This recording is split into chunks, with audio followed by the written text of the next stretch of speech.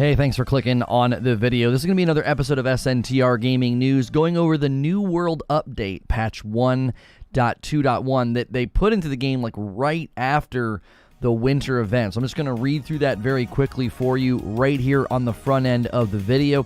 Usually we go into a scene like this and I do like this is an SNTR update.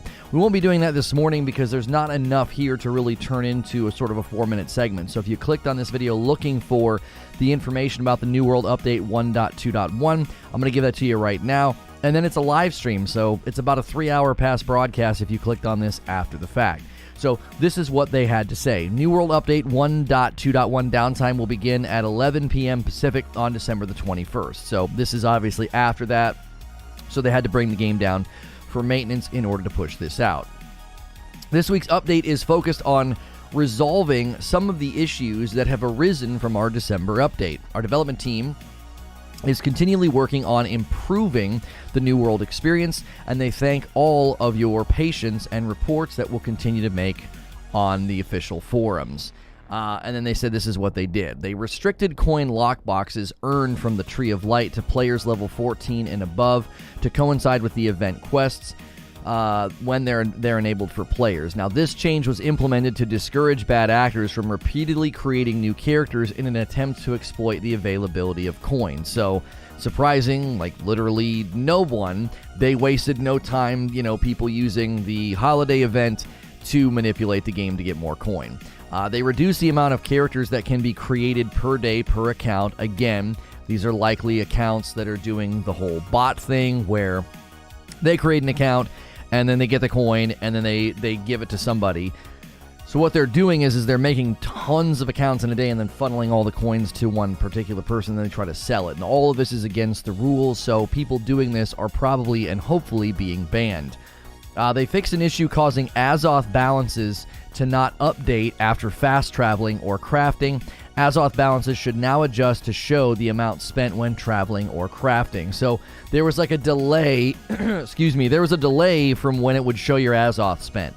So people thought, oh, I'm not using my Azoth, and they're fast traveling all over the place. And then all of a sudden, it would update your Azoth total. So that was not that it wasn't that you were getting away with it. It was that it was just taking its time and showing you that you had spent your Azoth.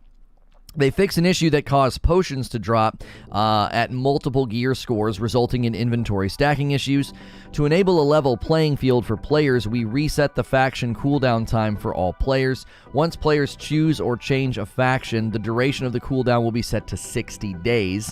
So that was like, I think when they started, it was like 120 and then 90, and now they've got it down to 60, I think. They fixed an issue that occasionally caused the Weaver's Needed Town project mission for the Winter Convergence to not be completed if attempting to craft in Everfall. And then they said, thanks for your support. We will see you in Eternum. So these are good updates. It's not surprising, and it's a little disappointing that right after they launched this event, the New World Winter event, right after they launch it, they have to, concern themselves with people making too many accounts, people going and exploiting the coin from the trees, and then likely probably trying to use those for those coins. And then that way they're able to shut it down, but it unfortunately led to maintenance and a patch immediately. Mama, what's that? Huh? Oh, that's what that is? Oh, it's the boom. Okay. It looked like a keyboard. My wife just brought a package in, and it was like... That is so weird. Nothing else was in the box. Huh. It was like a keyboard box. Are you doing Merry Frickmas this year? We aren't. We don't really have a channel to do it on. This channel has been very consistent. Good morning, good afternoon, and good evening, by the way, to everybody. Little different start this morning since I didn't do an SNTR update. Thank you, East Coast Overlord, for renewing your membership, and then a $5 tip saying Google on their usual BS. They only take my card every other month. Yeah, I don't know why that is a thing. Thank you so much, though, for renewing your membership and tipping. Maybe they didn't know what to get you, and they thought flowers would brighten your day. No, it's a boom. I ordered a new boom for the ceiling boom for the mic, so... Lono expecting another TV for Crimbo. Yeah, not necessarily. Not necessarily. Oh, MT's in the chat. That's a good reminder. We need to update the command. I don't know if we updated it or not. Let me see if we updated the command to include the new water flosser. No, hang on. Let me get that. Let me get that for you guys. Here we go. I have to update the brush command to include, let's see, brush, and then we'll do also a water flosser. And let's see. Why does it have to be so hard? There we go. Also a water flosser. And then there's the discount. Wait, but that's not the Amazon link. Oh, will that take them to it? Wait, we're doing this through your site now? We're not doing this through Amazon? I need an update on that, MT. We got a new part of the sponsorship with them, and I didn't realize. Are we sending people to your official site now for both the toothbrush and the water flosser, as opposed to Amazon? Off topic, but Big Team Battle is broken. How is it broken? I played this morning to get my daily thing in Halo. If you guys are tuning in for the New World update today, we read through the 1.2.1 patch. They had to stop some people from doing things. People were doing exploits for the New World Winter event. Is there then an updated link for the toothbrush then? Because I didn't realize that we were doing that. Because I'm fairly certain I'm still directing people to Amazon for the toothbrush. So I would need an updated link there as well. You can't load a game of Big Team Battle, huh? Yeah, we have. I wouldn't even bring it up. Don't even bring it up. If you bring it up, you invite it. Nobody's gonna do that. No, if you bring up any of that, you're inviting it. So it's best to just not. Yeah, I played this morning. I played a game of Team Slayer or whatever. So, well, for now, I'll just update it. I'll just update it with the new one or whatever.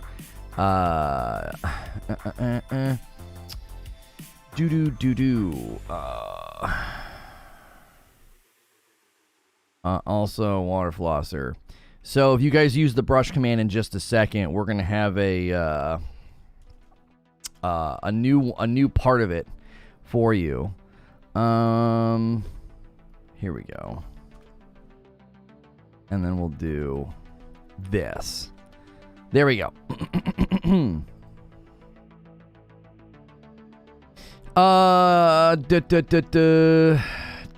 Yo, good morning, feed. How are you doing this morning? Welcome in. Hopefully you guys are going to have a Merry Christmas. If you don't celebrate it, hopefully you have a great weekend. We will not be doing the Merry Frickmas special. Somebody asked about that. I'm getting super distracted this morning. There's too much going on. I can't stand starting a show and having all these hiccups. The Merry Frickmas special just doesn't have a place where it can live right now. It was one thing when we put all of the content in one place and we had one central sort of live show, live channel. But this channel, we love the fact, we love the fact that the Monday through Friday talk show, gameplay, or double talk show or whatever, we think SNTR Gaming is doing very, very well, and we don't want to disrupt that. So, occurred to me last night, is this guy that got banned on purple last week? No, Insomniac Black. Completely different person. That's why every time we talk about him, we say his name, and then we say the partner manager. They're completely different people. That guy is a super big, popular, well-known streamer. This other guy was just a partner manager. They just happen to have the same name. Hope you and yours have a great Christmas too, Lono. Gonna have Chinese food bash in this household. There you go. 2 months from Mitch McDonald, keeping the double dip drip. I appreciate that very, very much. Those of you that are maintaining a membership on both channels, thank you very, very much for that. If you're new and tuning in, we do talk shows like this Monday through Friday, and New World is one of the games that we primarily cover. We will be playing more of the Winter Convergence event this afternoon, and we greatly appreciate you guys being here for that if you want. The Chinese Restaurant Association of the United States would like to extend our thanks To the Jewish people, we do not completely understand your dietary customs, but we are proud and grateful that your God insists that you eat our food on Christmas. That's wonderful. That is absolutely wonderful. Gotcha. Thanks for the clear up. Yeah, no problem. There is another episode of the Say No to Rage story today. It will be the early conclusion of the Say No to Rage story. We are ending we're ending it early, and I explain why in the video. So make sure you're here for that this afternoon. And for those of you tuning in for New World, the New World update, like I said, we'll also be jumping into the New World winter event this afternoon. I'm actually enjoying it. I seem to have fixed my gaming rig. I think the reason that the gaming rig worked in the living room that one evening is because I think when I moved it out there and put in a new HDMI cable, I think I got the card to be seated just right. And then in the process of moving it back in here, it got jostled again because I basically unscrewed and took it out. And when I unscrewed it, it kind of like immediately like went down like it was because it's a heavy card. I don't think it was properly seated in there. And I think when I moved it to the living room, it moved just enough to be fine. But when we moved back in here, it wasn't seated properly for some reason. Who knows how it happened? Maybe when what more than likely happened is I swapped out the power supply and maybe it's possible I bumped the card or in the process of lifting it and bringing it back down because it's a gigantic rig.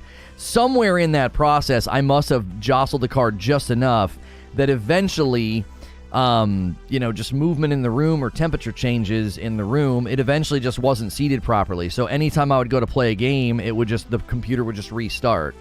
So last night, I took the card completely out, booted the computer up, and then restarted the computer or shut it down or whatever and put the card back in, and then everything ran fine. I ran around in Days Gone for 5 minutes. I couldn't even do that. I went to load my save in Days Gone, computer went black screen. I would go to load into New World, I would take like 2 steps in town, and the computer would restart. So I played 45 minutes last night of New World with no problem. I'm like, are you actually serious? Now, we also turned on the MSI Afterburner software, and I gave it a fan profile, and it's keeping the card very, very cool. So I don't think it was overheating, and I don't think it's the MSI software that's helping, but I'm just going to keep it as it is. My boss, who doesn't drink coffee, loves the Frickmas blend, as does everyone at my job. Well, tell them that if they want to order more, just go to ragelessroast.com and they can get some. Yeah, just call it I'm done. Yeah, Creature. I think that's the appropriate name. I'm done. So yeah, tell all your friends if they enjoy Rageless Roast coffee. I'm sampling a flavor this morning for our select flavor that we'd like to launch next year. And I don't know. This third one is very good, and I'm gonna have to get Madam to weigh in on it. Better be quick. I mean, the Frickmas stuff is going fast. It really, really is. The Frickmas blend's going fast, and once the Frickmas blend is gone, it's gone until next year, until Christmas next year or holiday season next year. I bought myself a Switch so I can crush you in Mario Kart. Pregnancy purchase. Oh, you did? Nice, Rad. I appreciate that. I don't know when we're going to be able to do that. maybe we might have to arrange to do that off stream. Like we'll get on like Discord or something and have Madam join in or whatever. That could be fun. Speaking of 45 minutes, I watched a Returnal speedrun this AM. 45 minutes. Wow, that's fast. Lurker in Chief checking in before getting on the train station. Merry Christmas. There you go. There you go. I don't think we're going to be streaming tomorrow, although it sounds like I'm going to have people in my house a day early instead of tomorrow, so I was like, well, I might stream then. Because I was going to take obviously Christmas Eve and spend it with my kiddos and my wife, and all of that is going to be very different now. So I was like, well, maybe I should just stream then. But we think that most people will be either traveling or checked out, so it might not be worth it. What does the Frickmas blend taste like?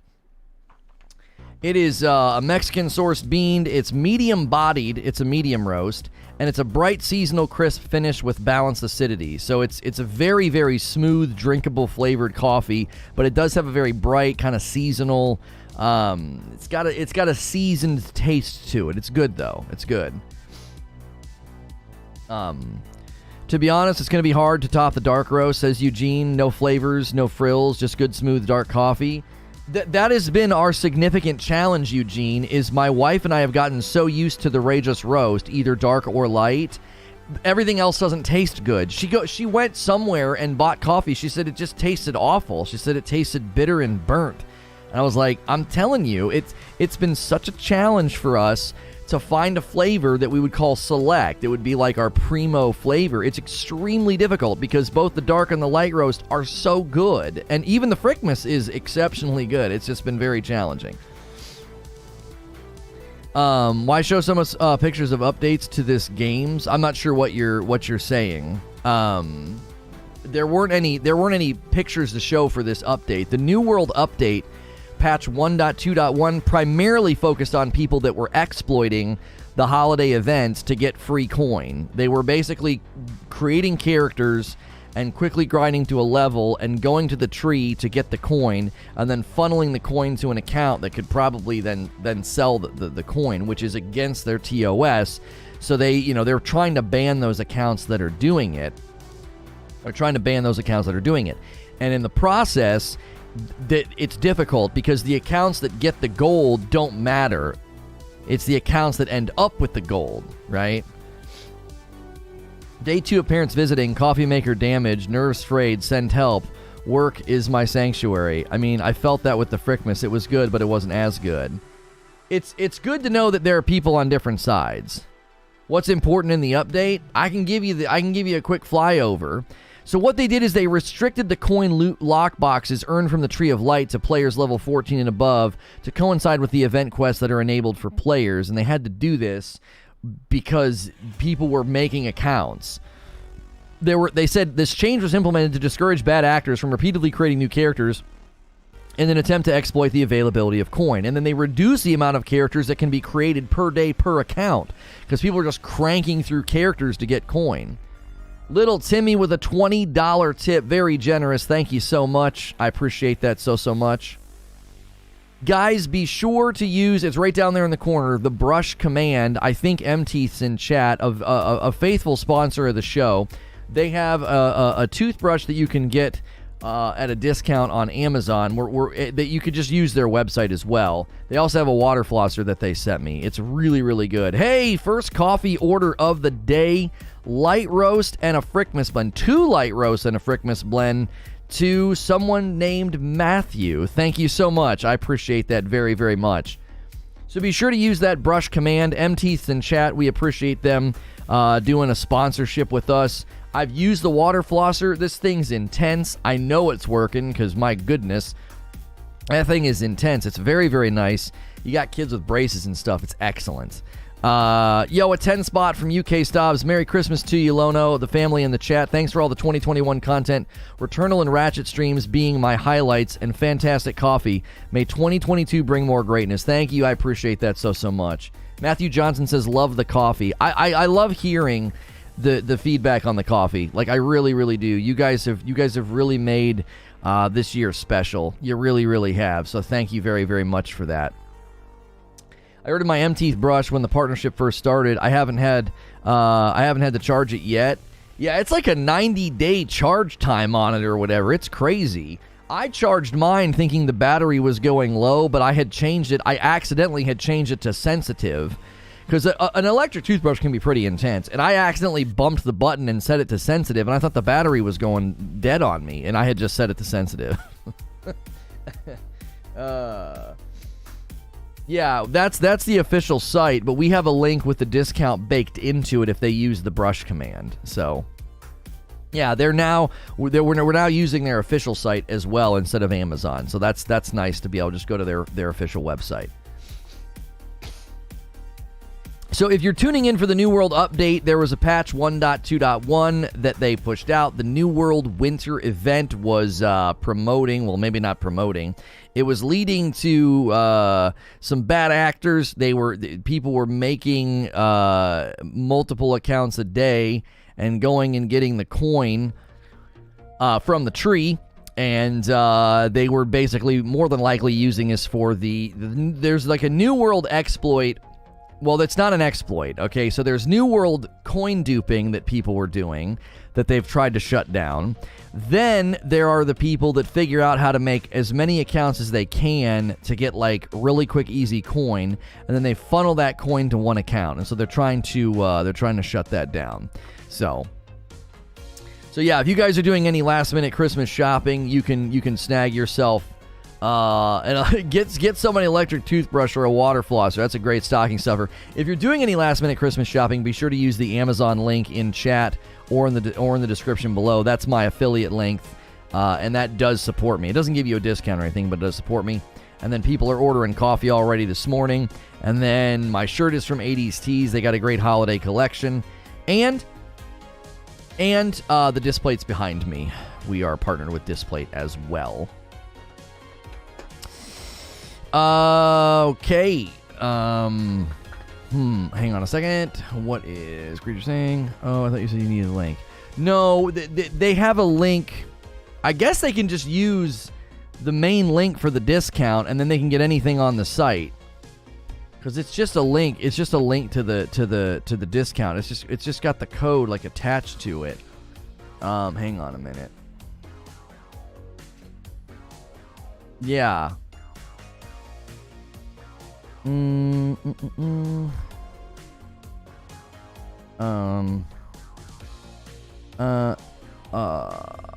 Or let's see. Snag the M-Teeth X5 toothbrush or a water flosser. There we go. I'll just update it, and they can just use the main link. There we go. Let's see what it looks like. Okay. What's up, all? Got that. Feel like poo. Oh, I'm sorry, Blakey. My wife didn't have any issue. 9 months from Old Soul at a tier 2 says Stream Baby. Thank you very much, sir. Appreciate that. Keeping your membership going.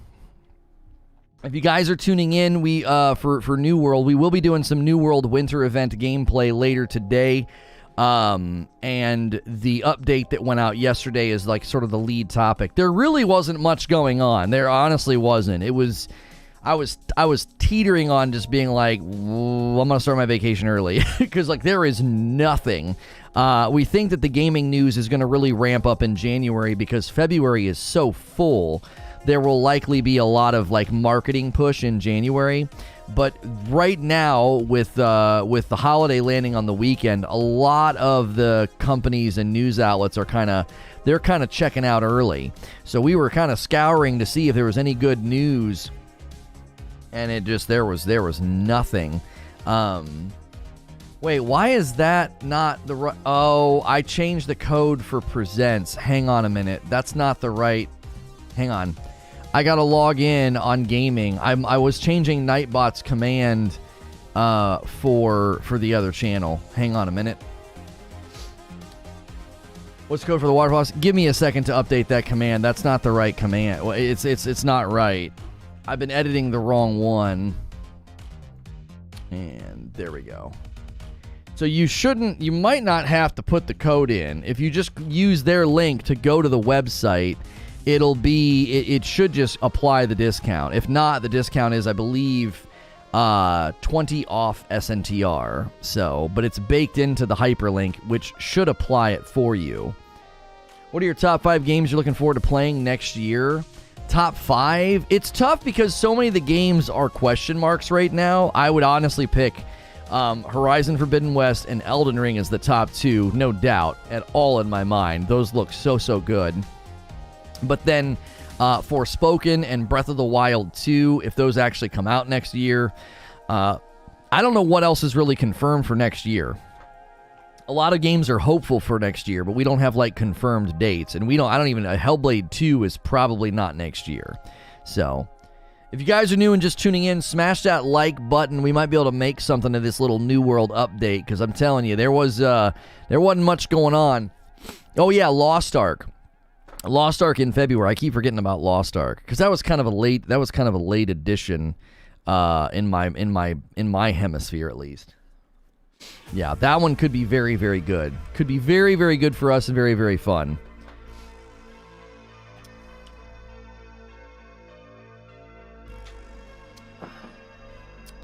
Enjoy our Christmas special sales. Yeah, there you go. MT's in chat if you have any questions about their products. They like to come in and hang out on the days that we officially launch the partnerships. Horizon, Elden Ring, D2WQ, Monhun Sunbreak. I think that's it, actually. Maybe Underwater Monozan, too, if we get lucky enough. Yeah, I mean, if we get Wu Chang Fallen Feathers, or if we get Wukong, or Lies of P, those look very, very promising, but I have no idea. There's no way to know if they're even going to hit, you know? February is a blockbuster month for gaming this year. Well, yeah, I'm wondering how much is going to get pushed out. I don't know. New World DLC is hitting in February. They're going to do a big release in February. I wouldn't be surprised if they do a stream in January that really touches on it, you know, because they did their New World update like December team stream or whatever. So I think it'll be good. January will be really, really good. Yeah, February 11th is when they're planning their big New World update. Yeah. You could always talk about the trickle of N64 games coming to the Switch. Yeah, the interesting thing is, are they still doing it through their Nintendo Online thing, or can you buy them? I don't know. I'm feeling stressed about having to play Forbidden West on my PS4. I just hope they optimize it right. Well, I wouldn't be concerned about that, because if you enjoyed Horizon Zero Dawn on your PS4, it's going to perform probably almost exactly the same.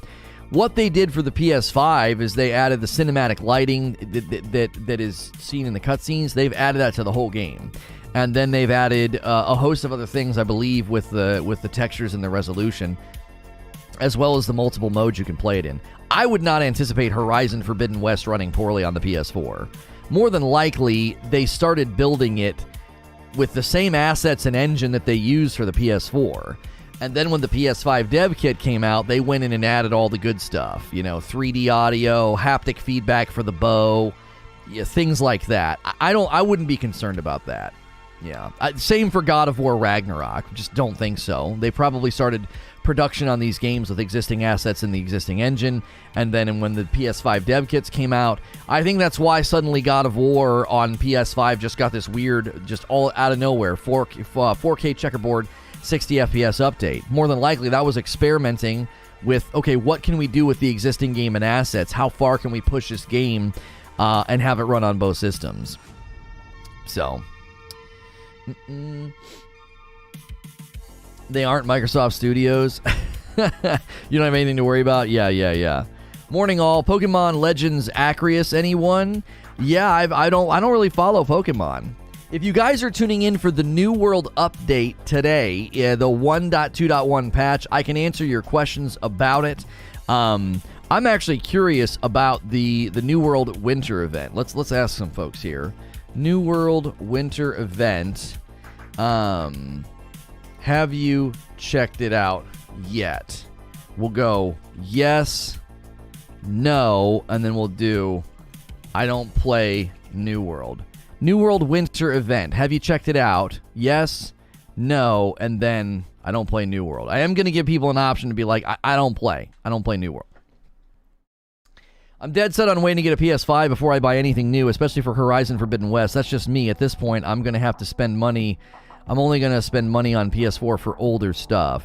And that's getting harder and harder because, like, something like Ghost of Tsushima or God of War, even Horizon Zero Dawn got a 60 FPS update on PS5. It's really, really hard to justify going back and buying them and playing them on a PS4 when you know they've gotten such good treatment for PS5.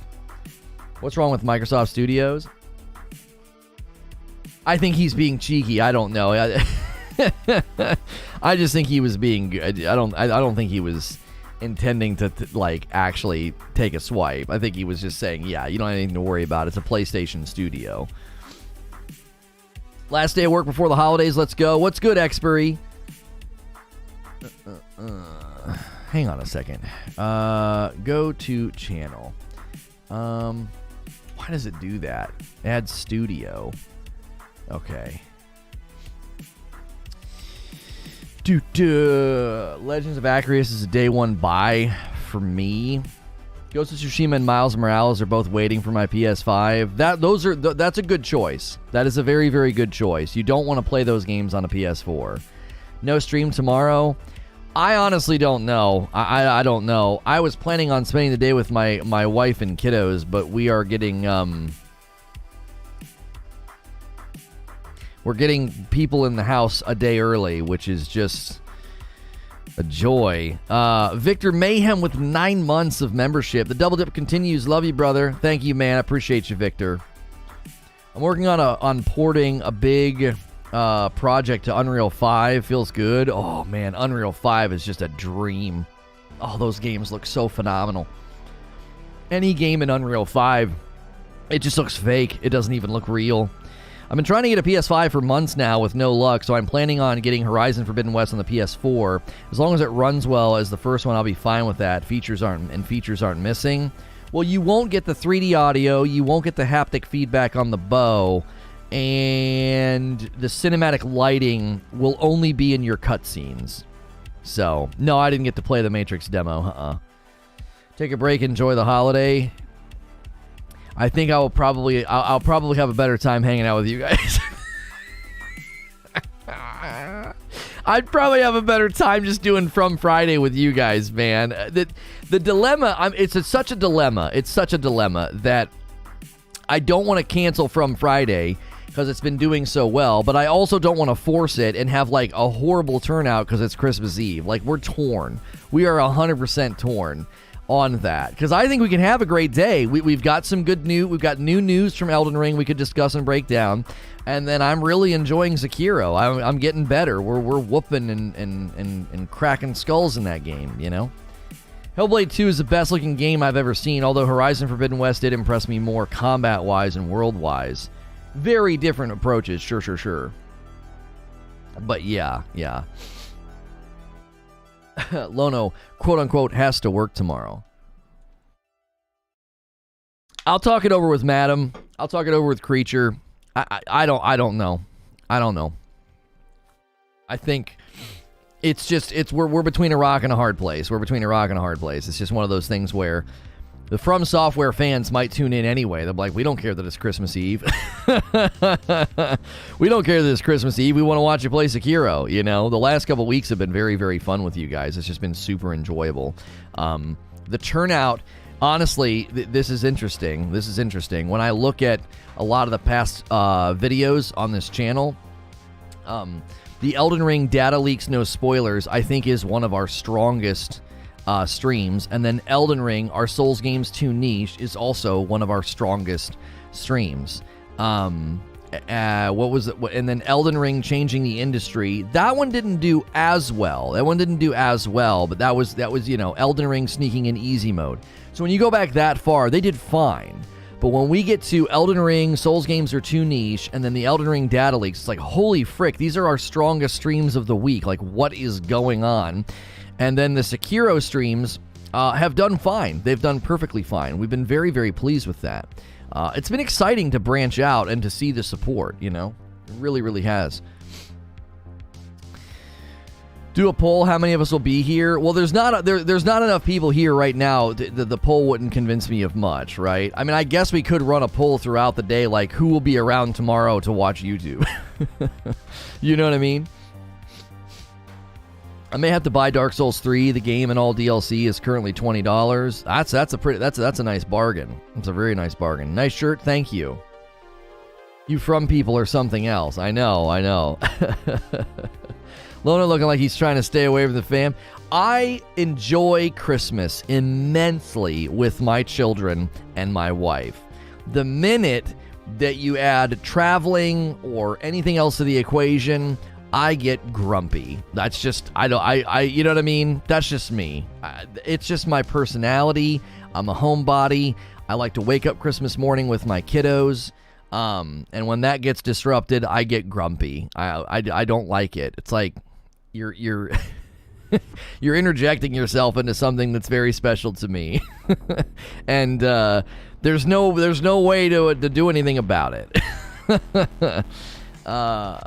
Radical says 150 likes, chat, do the thing. Let's shoot for 200 likes. We're slowly getting there. People are tuning in. They're concerned about the New World update. If you have questions about the New World update, they pushed out an update yesterday. It seems that it was mainly focused on stopping bad actors from making lots of accounts and getting coin from the trees in the New World Winter event. So if you got questions about the latest New World patch or New World update, I am happy to answer your questions and read through it for you if you weren't here at the beginning. Where is Lono old when you need it? Oh yeah, do we not have Lono old here yet? Yeah, sorry. People want Lono sip next, and I guess we could do Lono old after that. Excuse me.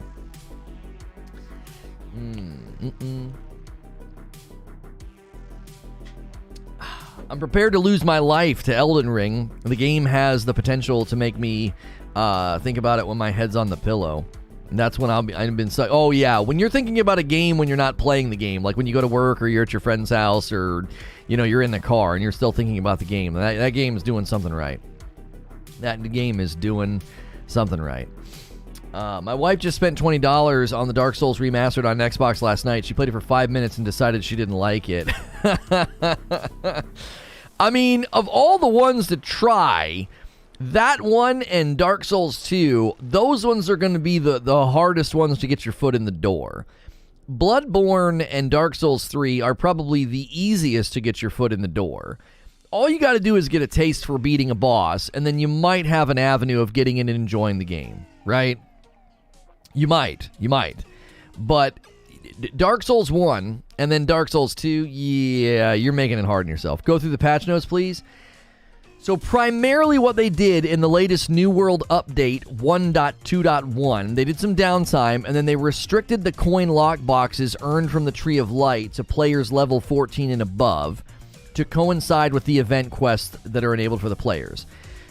And this change was implemented to discourage bad actors from repeatedly creating new characters in an attempt to exploit the availability of coin.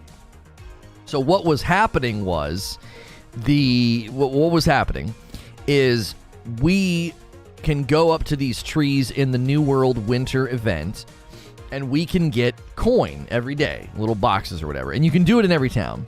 And what people were doing is that wasn't restricted to level 14 and above because that's the quests are, but the trees were not. And the next thing they said, reduce the amount of characters that can be created per day per account. I don't know why they waited that long to do that, but they finally did, because that's been an ongoing problem with the coin sellers. And another coffee sale. This was about 20 minutes ago. I am sorry. 3 dark roasts to Ganks. And Ganks says, Merry Christmas, you filthy animal. Thank you, Ganks. 2 coffee orders for the day. You guys are the best. And so people were basically going and getting these coins on a new account and then giving the coin to, their primary character, and then deleting the character and doing it all over again. So that's the primary thing they did with this New World update. And then they said that they fixed an issue causing Azoth balances to not update after fast traveling or crafting. Azoth balances should now adjust to show the amount spent when traveling or crafting. So what was happening there was you could fast travel or do something that required Azoth, and it would look like it wasn't using your Azoth. And then 2 or 3 minutes later, your Azoth would update, and people thought they were getting away with, free fast traveling, and they weren't. So they fixed it. When you say bad actors, are you talking about Adam Sandler? Now hold on there, mister. Hold on there. He is really, really good in Punch. Excuse me. He's actually really good in Punch Drunk Love. I just think he falls into getting typecast. He actually is a good actor. He just does movies where he's always sort of playing himself. But he is actually very good in Punch Drunk Love. You should watch it. He's also good in Rain on Me? Rain on Me or Rain Over Me? It might be Rain Over Me or Rain on Me. He's actually very good in that one as well. So he's got a couple of movies where he does a very, very good job. And he did one recently. He did one recently where he was involved in Uncut Gems. There it is. Thank you, Eugene. So you got Uncut Gems, you got Rain on Me, and you got Punch Drunk Love. He actually has range. Adam Sandler actually has range.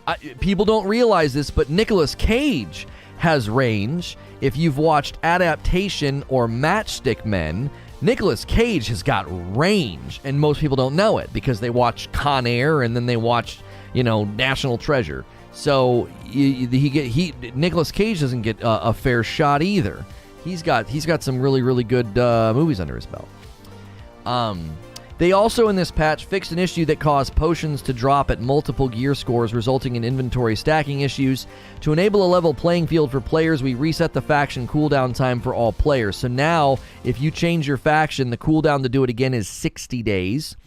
We fixed an issue that occasionally caused the Weaver's Needed Town project mission for the Winter Convergence to not be completed if you did it in Everfall, and that is the New World Update patch notes. There you go. Vince Vaughn has no range. Strongly disagree there. Strongly disagree. Vince Vaughn was brilliant in True Detective. He was brilliant. You are insane. He was so good in that. He actually, I think, steals the show in that season of True Detective. I think Vince Vaughn steals the show. I think he does an amazing job. He was exceptional. He was a pleasant surprise in that season.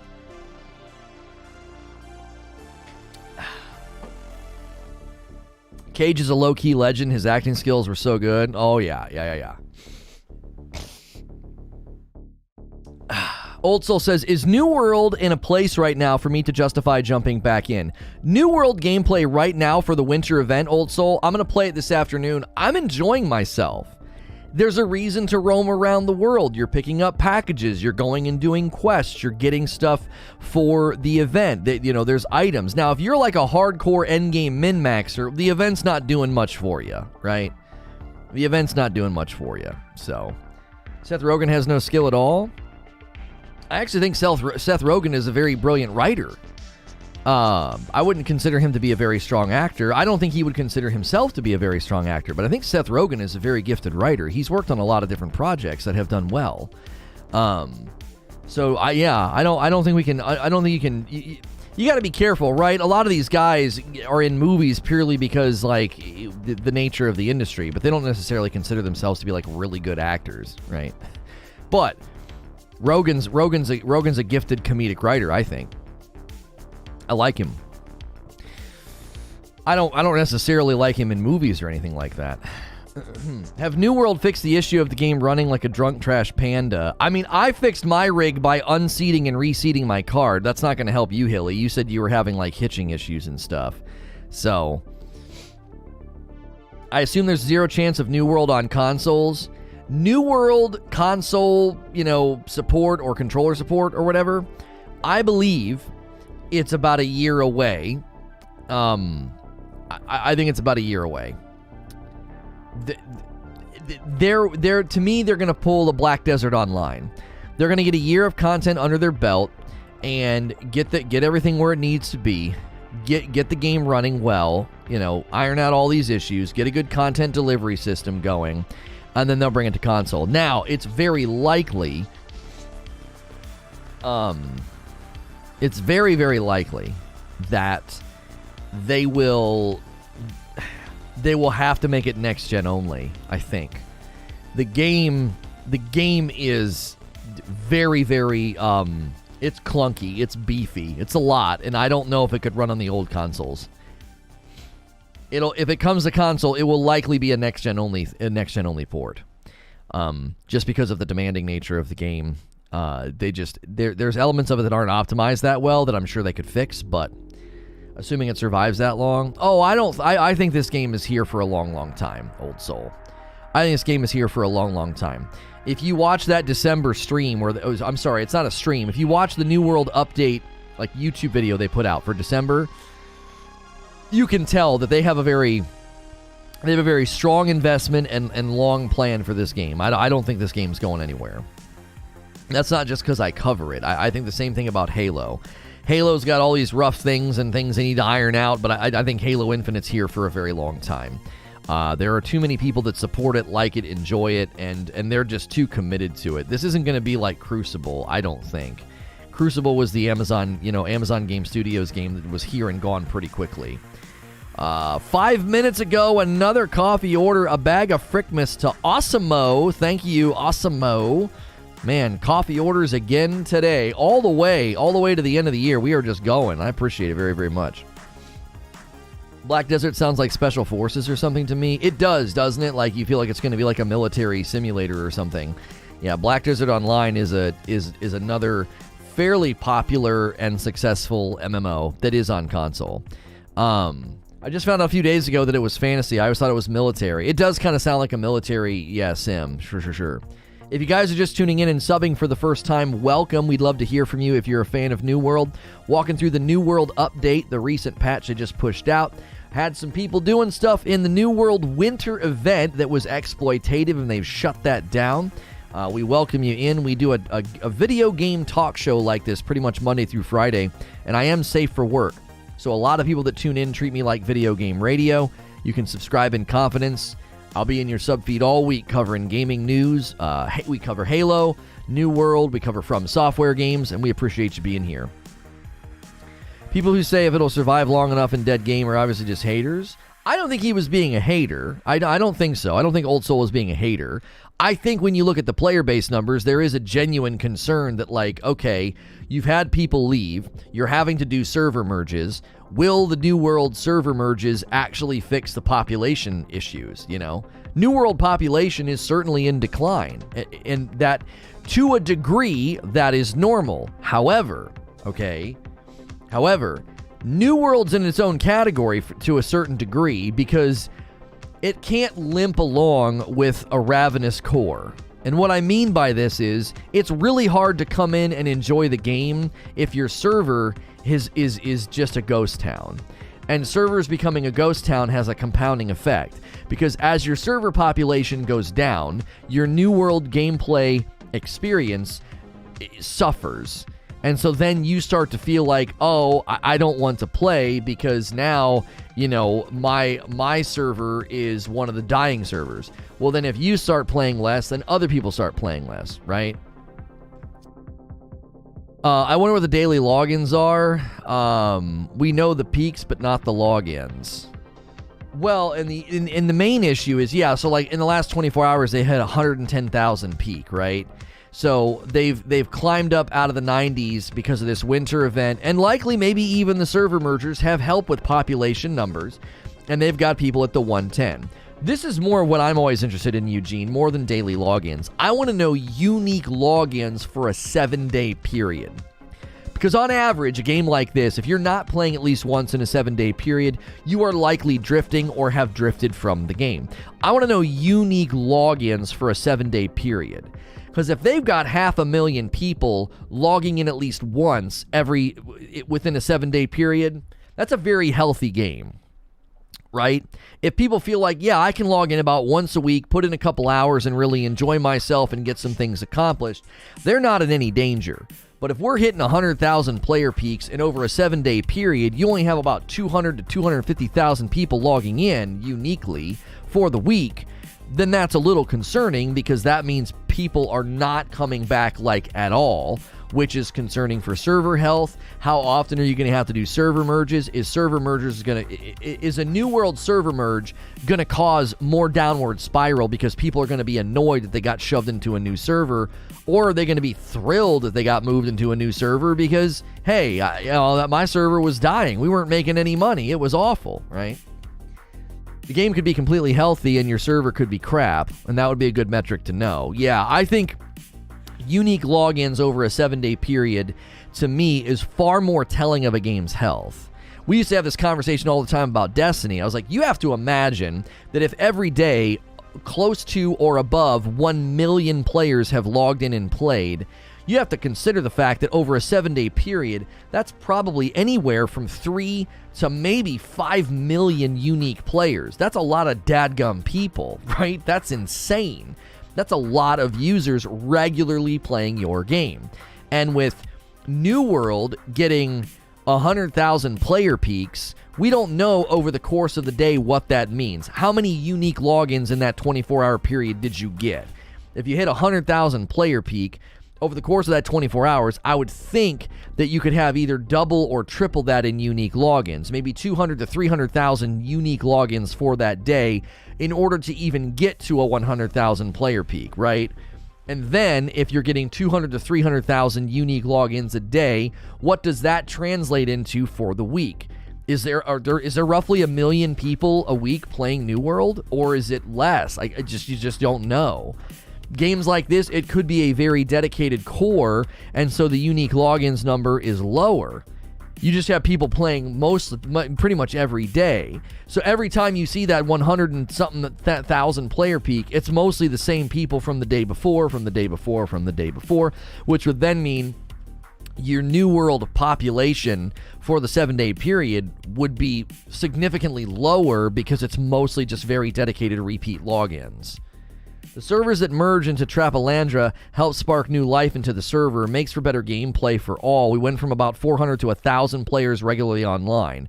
I appreciate you sharing that, Nate. That is one thing that this game really needs, is it needs agility to maintain that, and that is so difficult. Once a server gets into a bad state, you need to have that agility to just slam it into another server or do something so that you can spark life back into the people that you move as well as the server that you move to. Like it can, I think it could certainly be bad because then people could feel annoyed, but it could also be a sense of like relief of like, oh, finally, we finally got a New World server merge and we're not left just dangling in the wind, Well, we can project. The game has about 90,000 peaks right now. PC's about a third of the base. Right around 1.3 million right now daily. So 100,000 peak equates to about 450,000 daily. What do you mean PC is about a third of the base? The game has about 90,000 peaks right now. Are you talking about the other? Are you talking about Destiny? Yeah, I mean, Destiny on PC has about 70,000. Yeah, 70,000 24-hour peaks from what I'm seeing. 80 the previous, 74 the previous, 82 the previous, 81 the previous, 85 the previous. Yeah. So anywhere from 70 to 80,000.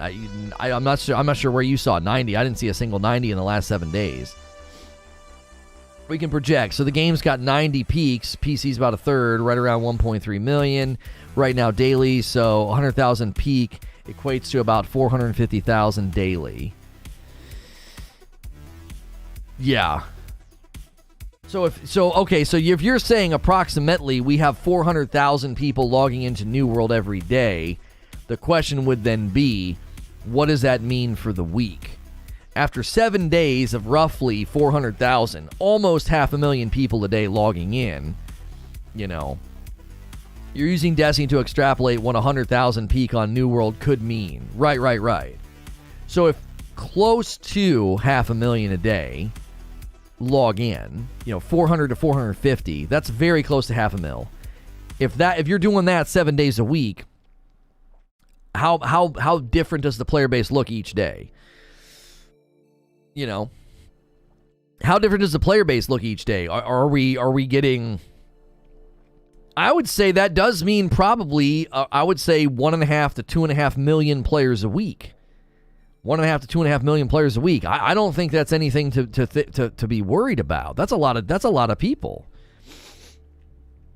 Maybe 2 to 3 million. Yeah, I'm thinking 1.5 to 2.5 million people a week, roughly, logging in. If you're getting close to 500,000 a day after 7 days, yeah, you're probably hovering close to 2 million unique logins a week, approximately. I don't know if anybody would look at that and consider that not successful. Like, oh yeah, this is bad. What I think would be best for the game, honestly, is removing tuning orbs and just letting people play the endgame content. There is something to be said for that. They said in a previous update that the New World expeditions, they felt it was too much, it was too front load. It was so much work to do the tuning orb. And I thought they said they minimized how long that should be taking. I thought they said that. They were going to be trying to minimize that. If you're new and you're just tuning in and you're hitting subscribe, feel free to chime in the chat. Take our poll at the top of the chat. Almost 300 votes already. The New World Winter event, have you checked it out? Yes is at 38, and I don't play New World is at 38. So both the people who are checking it out and the people who don't play are equal, and no is at 24%. So that's a pretty good number. I didn't do it again? Dadgummit. I'm sorry, creature. Did I do updates yesterday? Maybe that's why I didn't do it. Did we record some? I think we did. We did. What was yesterday's date? The 22nd? Yeah. I have two of them right here. Dadgummit. I gotta get better about that. Suddenly I'm forgetting to do that for some reason. I could hard drive it up. I could hard drive it up for you. I think they said they are going to have tuning orbs drop from dungeon mutations, but you still will need to have one key to get into the dungeon in the first place. Not sure.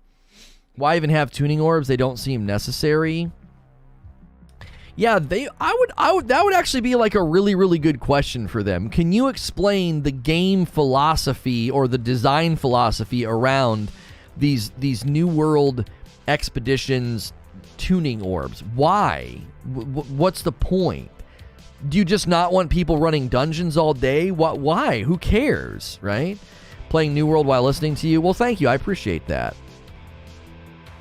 I don't know.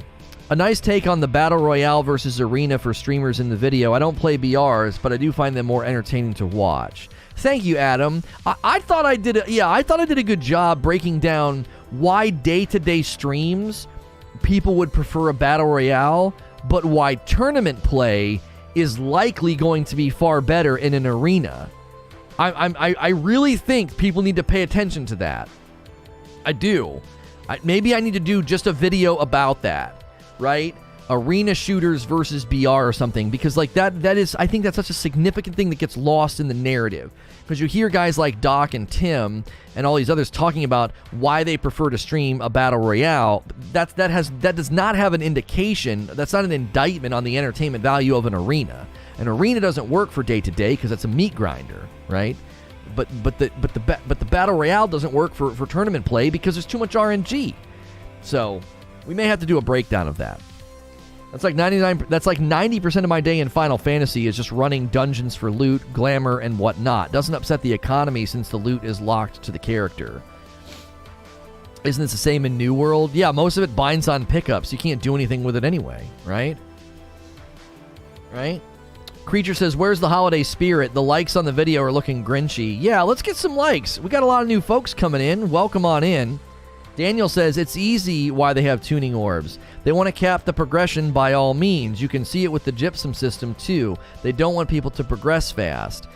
This to me is always such, you're probably right, Daniel, and welcome. This to me is so interesting though. We've always bucked up against this in any game that I've ever played. The idea that slowing the player down will help elongate their investment and their playtime. They must know somewhere somebody has proven definitively that this works.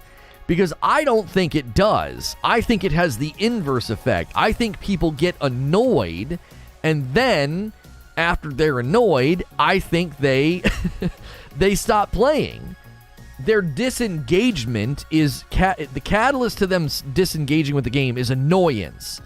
You would rather have the catalyst to somebody disengaging with your game being sort of in their mind done, if that makes sense.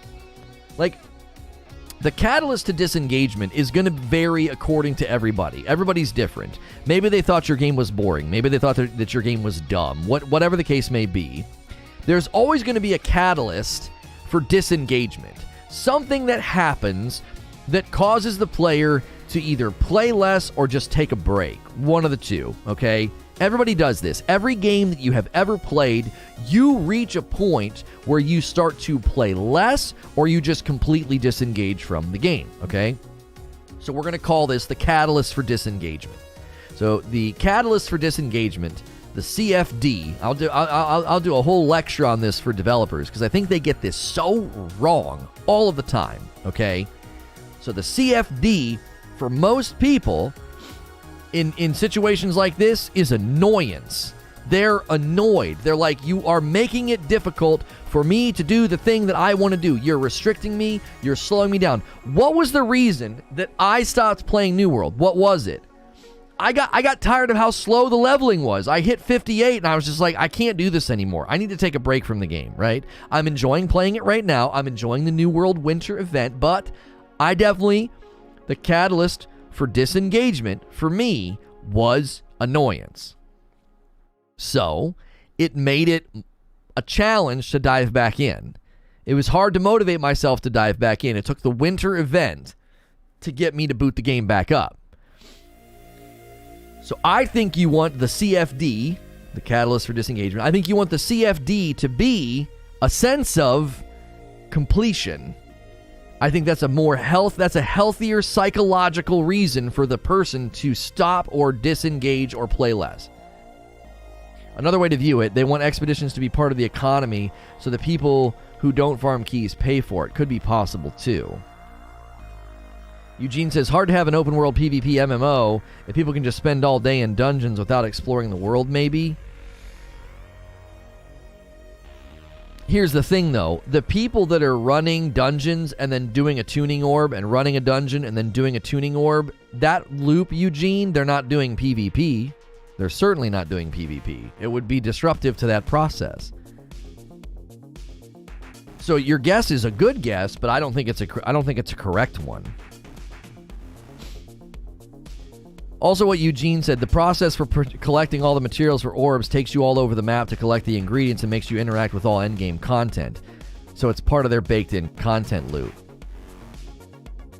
Okay, I mean, that's probably the best way to view it. So Deadly Dad kind of took what Eugene says and he modified it a little bit. So what they're doing is they're making a content loop that is more varied. Okay, all right, I can see that angle. I used to say this about Destiny. I would say that the reason when they launch new content, so let's say they have a new content loop and it's called, the explosive arena, and you can go into the explosive arena and waves of enemies come and you kill, and there's bosses and there's mechanics and there's modifiers, and then at the end of the explosive arena there's a loot box and there's a loot drop, okay? And they put a content loop in place that has you do this, then this, then this, then this, then you go and do the explosive arena. Now, the reason that they do this is because if you booted up when a new season started and all you did was live in the new arena, you'd get sick of it real fast. So there is a possibility here that what they're doing is they're creating a content loop that keeps other parts of your mind and behavior and action in the game more engaged in a more dynamic way, instead of just running an expedition, just all day. That may be a, familiarity breeds contempt sort of a thing. Like, they don't want you just living in the dungeon all day long. That has the potential to drive your enjoyment down, so they keep it varied. I think the difficulty here is balancing systems that are dynamic and organic so that you're doing a variety of things, so you're not running in a tight circle all day long. The guy that was one of the architects of the Diablo 3 Loot 2.0 system, he talked about how you have to protect players from themselves. And one of the reasons that he said this was, generally speaking, if players figure out they can run in a 10-foot circle, and in that 10-foot circle, they're going to get everything they need, or they're going to get some insane drop rate of some item or something or some currency, he said that they will do that. And then what they're actually doing is they're playing the game in a degenerate way, which makes their enjoyment levels plummet, and then their disengagement happens faster, right? So you have to protect players from themselves, because there's an animal instinct in you. There's an instinctive take the path of least resistance It's inside you. You can't do anything about it. If you learn of a shortcut, if you learn of a faster or more expeditious way, you're going to take that way because that's built into you. That's how you survive in the wild. That's how you survive as a human being. That's how you get through life, okay? And so you bring all of that framework in your brain. You bring all of that with you when you sit down to play a video game. And all of that comes with you. So when you go to play a game like New World, your brain will very quickly, after, a day to 3 days to a week, you're going to figure out where all of the primo good stuff is, and you're going to, like a mental machete, you're going to hack away all the stuff that just kind of doesn't matter, okay? And then you create like this loop. You create this loop that to you is the most effective loop. And if, in the process of doing this, your mind discerns appropriately, inaccurately, it discerns that if I just run this expedition all day, I'm going to get everything I need to progress, or I'm going to get the best stuff, or I'm going to get a really, really good turnover rate of coin as author, whatever. You're going to do that. You've already got out your mental machete and you've cut the rest of the game up, and you're like, I don't need to do that, this. I don't need to do all those things. And so what the developer is trying to do at its core, at the game's core, is they want to keep you engaged in a variety of ways. They've even come out and said this. They want their end game to be robust and engaged with at like multiple levels. They don't want you just finding, oh, this is the only thing worth doing, so I'm just going to do this for 6 hours a day, or however long you play, right? It's not really about how long you play, it's about how you play. So if you play for 2 hours or 6 hours, it doesn't matter. If those hours are filled with only one shade of color of content, only one shade of color of gameplay, you are very likely to reach the contempt level faster, which means you leave faster. And that may be, if we go back to the CFD, right? The catalyst for disengagement. If that's your catalyst for disengagement, that may be worse than feeling like there were too many systems that restricted my ability to advance. Because they can always fix those systems or smooth those systems over or whatever, and then you feel like, well, maybe I'll come back and check that out. But if your catalyst for disengagement is a feeling of contempt because you wrung the game out like a rag and you ran in a 10-foot circle, you're not going to have a memory of like, oh, well, there was all these different things that I was doing, and it was fun to varying degrees, right? Right now, if that's why you disengage, you're like, I'm tired of doing A, B, C, and D just so I can get to E. At least you're walking away with the memory of lots of different things, right? It's more of a varied memory of the game. If your memory of the game is, I did this one activity literally all day for 3 weeks and got everything I needed, that's your only memory of the game. Your only memory of the game is one shade of color, just red. Just, I did this all day long.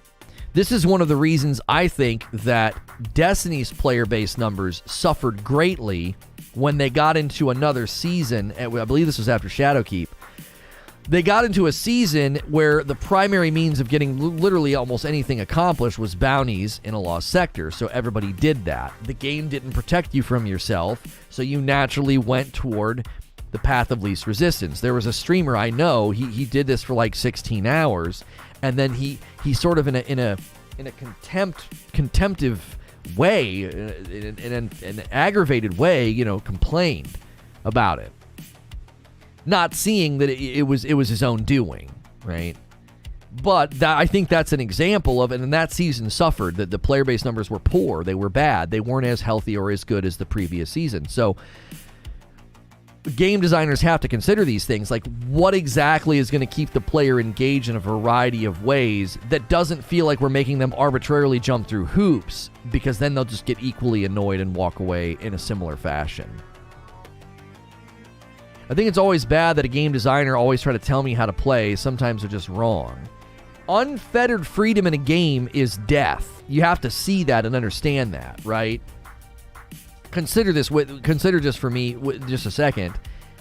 Every game restricts your behavior in a variety of ways. Most of the time, it's unseen and undetected, right? There are just natural barriers in the game. You can't fly. You can't go under the map. You don't have God mode. You have limited health. You have limited, limited this, limited that. No, the streamer was not me, Chest Pain. I never did that. I never overplayed and then complained about not having anything to do. That was... Those guys do that every season. That was never me. So games do this. And games have to do this. Because if a game doesn't restrict your freedom... the carnal, like, animalistic part of you will consume the game or destroy the game in such a way that the game will not retain itself. Does that make sense? If I dropped you right now into New World and didn't restrict any of your freedom, you could fly, you could move as fast as you wanted, you could chop down trees in an instant, you could farm in an instant, you could kill everything in an instant. I didn't restrict any of your freedom. You could give yourself any weapon, any build, any damage structure. You could just give it to yourself. No, there was no restriction on your freedom whatsoever. You would be just utterly bored out of your skull within a day or two. Because you would be a corrosive agent on the game. You would take away, like, all of it. You would take away all of the game's identity, all of the game's substance. It would all die under the weight of your unfettered freedom. Yo, William with the 3-month membership, welcome back. Hey, boys, we're back again. Thank you. So they have to limit your freedom. They do. They have to say, okay, you can only level up so fast. You can only do so much damage. You can only take so much damage. You can only travel at a certain speed. You can only do this. You can only do that, right? I loved Minecraft. I played for hours. I installed cheats and I shortly stopped playing. We need limits. This is exactly right. This is why bring back corpse runs, EverQuest, pre-WoW, the GOAT. If you played EverQuest, you're one of the OGs. I lost all of the friends that I played Quake 3 with. I lost them all to EverQuest. They all died miserable deaths of carpal tunnel and terrible diets and no sleep. Some animals or pets will overeat to the point of death. Right, like you can overfeed a fish. Sometimes cats can do this. Cats will eat too much to the point that they can get overweight and unhealthy. Yo, what's good, Jerry? And children, there's a lot of child psychology around the idea of that children need and desire limits and rules. They do. Because without rules, it's chaos, and that's a scary thing. If there are no rules, if there's no structure, then they sense, barring a little bit from Jordan Peterson here, right? They sense the chaos of the world, and it's scary to them. And they don't like that. The uncertainty, the lack of structure, the lack of rules is terrifying for a child. It's untethering to them, and it's very bad for their development. Children need rules. Children need consequences. If they do something wrong, there needs to be a consequence of some point, because that's how they learn how to be self-controlled and how to flourish as a person. And so you are still a human being, even though you're in your 30s or your 40s. You're still that 7-year-old boy who needs rules and restrictions and barriers, and your freedom needs to be restricted, because if not, you're going to hurt yourself, right? You're going to hurt yourself. If you don't restrict a young boy's behavior, he's going to hurt himself, right? He's going to climb up on the roof and think that he's Superman. He's going to break his neck, right? So, at your core, when you play a game like this, it is perfectly appropriate to restrict your freedom, because if you don't have your freedom restricted, you, maybe not you personally, but most people, the average gamer, is going to play in a way that damages their experiences and damages the game. And when that happens, they will, funny enough, they will turn with contempt and anger and blame the game. They almost end up resenting the game. I've noticed this with people who overplay a video game. So we had somebody come in yesterday, and I kind of gave him a chin shot, but then I gave what I felt like was a pretty serious talk over the course of just a few minutes about the way that you engage with a video game can be unhealthy to the point that you corrupt what you hope to get out of it. You hope to get enjoyment and satisfaction, happiness, joy, leisure, whatever, escape. You hope to get that from the game. That's the transaction that you're hoping happens, okay? And when you overplay the game, you actually corrupt the game's ability to deliver on what you think the game is promising. So you think the game is promising a sense of happiness, escapism, leisure, relaxation, whatever. And that's what you're hoping to get out of it.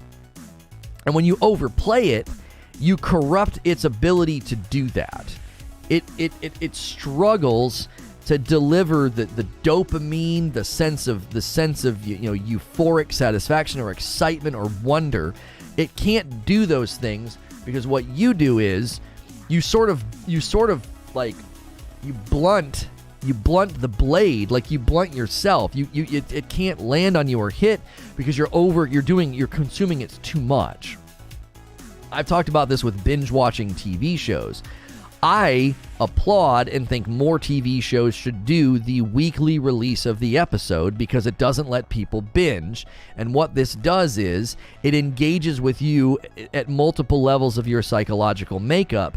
The anticipation, the mystery, the wonder, the curiosity, the excitement, delaying the gratification. These are all things that your brain associates with enjoyment and connects with, and then you keep coming back each week and wanting to watch another episode, and your dopamine levels are actually at the highest point, like right before you even watch the show, and then they slowly come down as you watch the show, and then they kind of plummet after the show is over.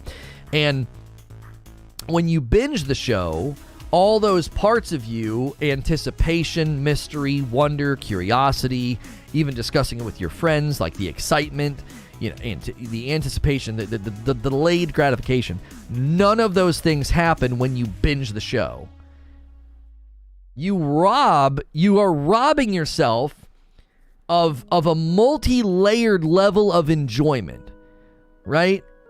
It's like when imagine you have like a 7-course meal in front of you, and it's beautiful, and it looks amazing, and you shove it in a blender and you drink it. You're not going to taste all of the different nuances of the meal. You're not going to taste the season on the meat. You're not going to taste the garlic and the potatoes. You're not going to, none of that. It's all going to be blended together, and whoop, and that's a very effective way to consume the food, but you're not enjoying it, okay? And so when you play a game like that, or you consume media like that, you watch a show in that way, you're taking a 7-course meal and putting it in a blender and wondering why you didn't enjoy it and why it didn't taste that good, or why you felt like it tasted bland. And then you turn on turn on the cook. Oh, that food wasn't any good, or oh, that show was boring, or that show wasn't as good as I thought it was going to be, or this game doesn't have enough content. The guy yesterday that put me on to this, he put me on this wavelength of thought. He said that he had played Halo Infinite to such a degree. He had done the campaign on Legend and 100 on the Battle Pass and some crazy high rank in PvP. And I said crassly, and then I tempered myself down a bit. I said, go touch grass. That's what you need to do next. You need to go outside. You make a piece of toast and read a book. Let your brain relax. Let your brain rest. Engage with something else. The game. He had turned with anger on the game. Well, what else do you have? He had this anger toward the game, and it was interesting to me that he. Not seeing himself accurately, I think, he thinks it's the game's fault. And so I tried to tell him, I tried to sort of push in and say, I actually think the issue is you, you know. And so all of this, I think, is rooted in and connected to the fact that, like, New World says, our New World expeditions, we can't let you run these all day long because then you would. We can't let you binge the show because then you would. And then you would turn with some level of anger, maybe just mild frustration or irritation or hot rage, wherever you land on that emotional scale of reaction. You would turn on the game and say, well, I'm bored, or I have nothing to do now. And it would be your own fault. And here's the real interesting aspect of this. It's your fault, but it's also the developer's fault for letting you do it.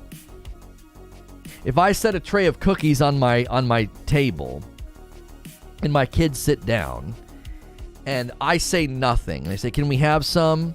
I just nod, and they have one. And then they have another, and then they have another, and another, and another. And I, being if I'm doing this, I'm being a terrible father. I'm being a villain. Just letting them do this.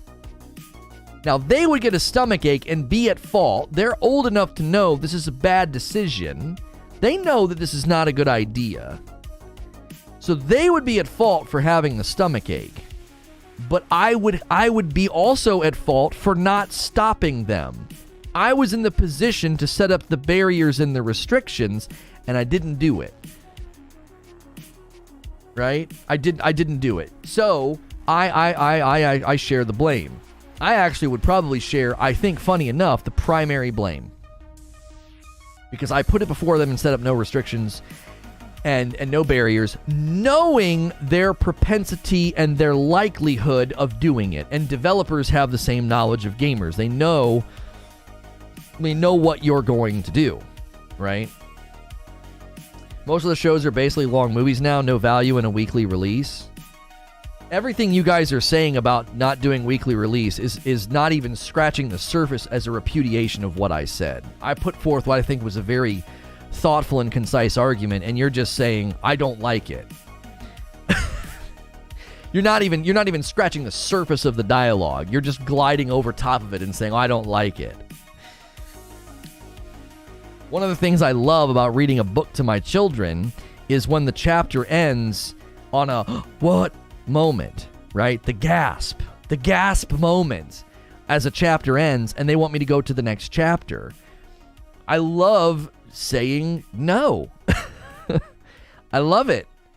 I love saying no, because what happens is it creates a void, and then that void creates curiosity and anticipation, hope, fear. They get to experience all these emotions, and then the next time we read that the chapter that picks up where we left off, and the hero unsheathes the sword in time to block the blow, all of this emotion gets to rush in and fill that void. What's going to happen? What will he die? Will they survive? Whatever it is that's created that void of, like, they don't know what's going to happen. All the emotions get to rush in. And I rob them of that feeling if I just go to the next chapter and I'm like, yep, he survives. That would be horrible. That would be horrible. That wouldn't be the way to read the book to them. That would be a treacherous way to treat these, because their minds are young and they lack the self-control. If they let me, they would let me do this. They would let me just spoil the story. They would. I would be like, yeah, I'll just go to the next chapter. I'll tell you what happens really quickly. You guys are clearly really wanting to know, so I'll let you know. That would be awful. That would be terrible. So even if it doesn't land on you subjectively, that doesn't hold sway in the argument. So is binging never a good thing? Clearly there's benefits to both. Binging 3 episodes feels good too. I think binging fundamentally, at a fundamental foundational level, I think binging a show harms and lowers your ability to enjoy it. I do. Everything we know about the psychology behind this sort of stimuli and how dopamine works, everything we know supports what I'm saying. That if you binge, you are minimizing the potency and the impact of what you're watching. It's like brain science 101. Watch the whole Lord of the Rings in one sitting and tell me tell me that doesn't harm your ability to enjoy it.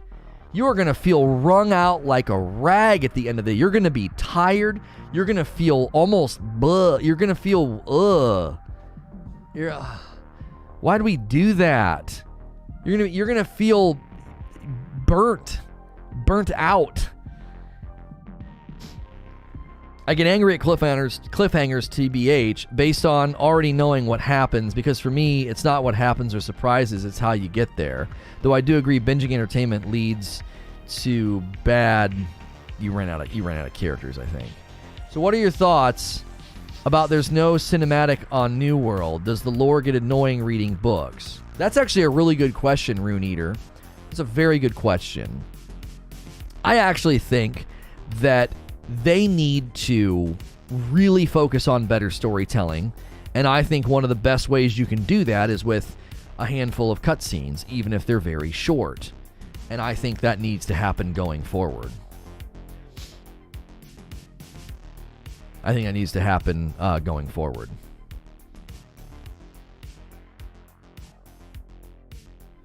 There's a lot of benefit for children and adults knowing how to navigate an uncomfortable state that they cannot immediately change. Right. You cannot possibly make a sweeping statement that mass consumption of a product is always bad all the time, just based on statistics. That's ludicrous to assert. It would be ludicrous to assert that, and I didn't assert that. You're making a fatal mistake in misunderstanding what I said and then misrepresenting it and wailing on it. That would be a straw man. I said there is a fundamental and foundational, degradation of enjoyment that happens when you binge. It's fundamental. It's foundational.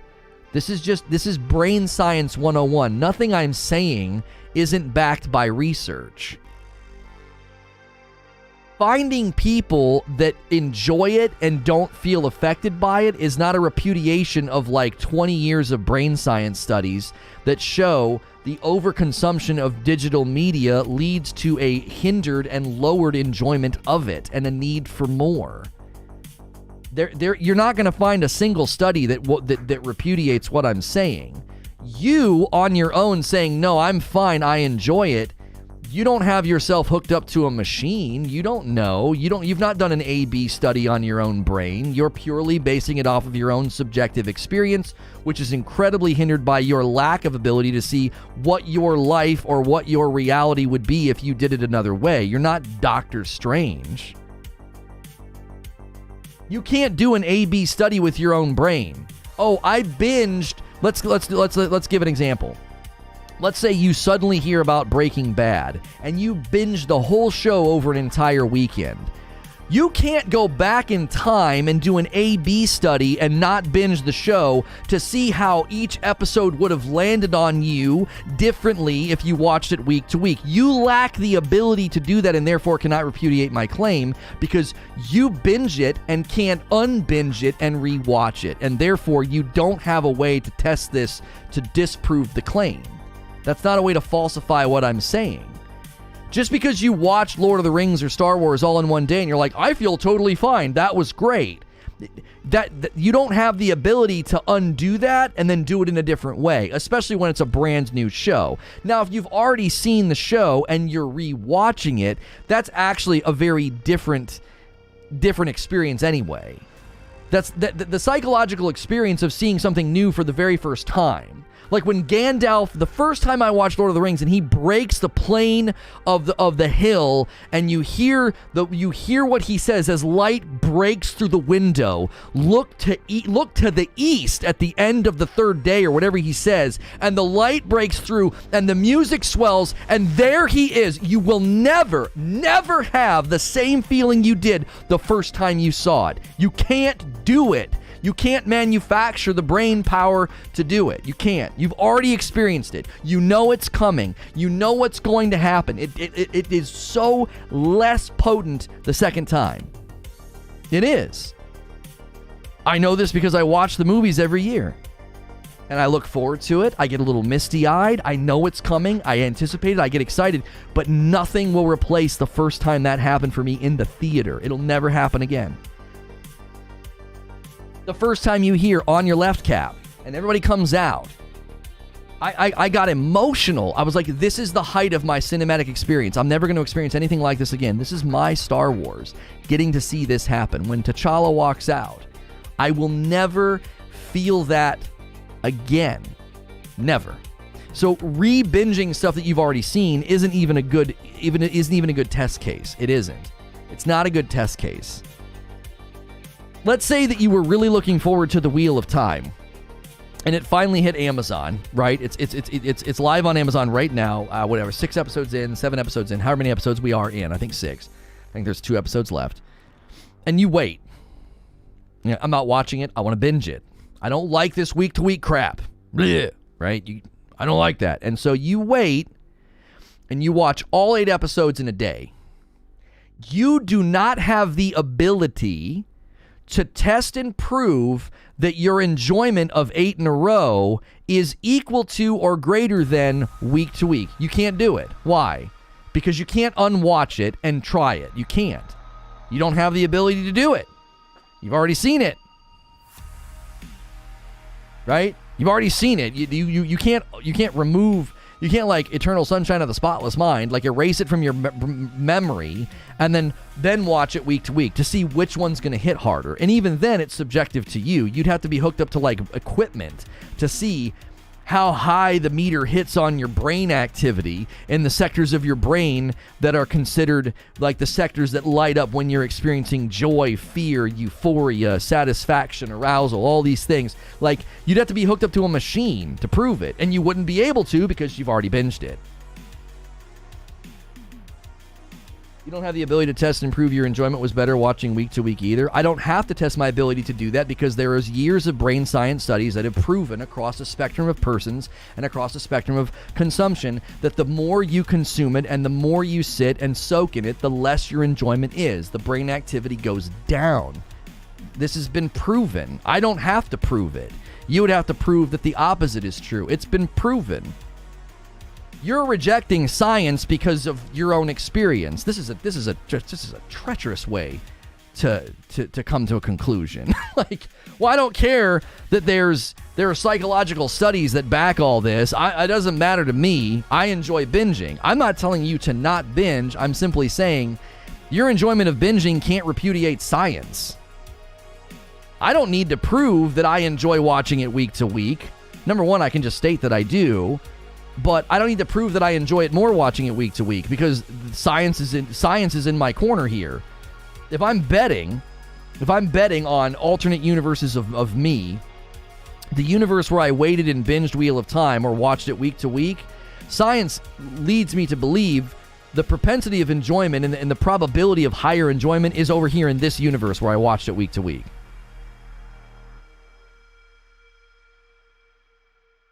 And what science can repudiate my enjoyment? It's not about no. See, you're having the wrong argument. Science can't repudiate your enjoyment. It can't. That's not what I'm saying.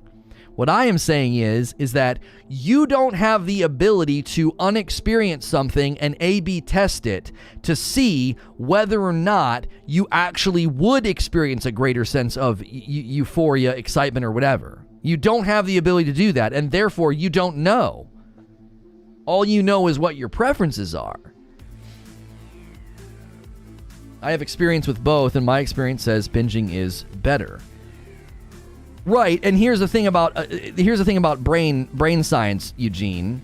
you could be in a brain study and they would say there is a spectrum of people that don't seem to be hindered by binging, right? These people binge and the brain activity maintains pretty much the same as when we tested them not binging, right? Brain science is more about trends and more about this is what we would consider to be the common reaction of a human brain to this thing, right? There are certainly children who overconsume media and have a very, very noticeable and negative response to overconsuming that media. There are other children who overconsume media at a young age, and it doesn't affect them as much. That doesn't mean that the studies and the science is wrong or repudiated just because there are some children who are exceptions to the pattern, right?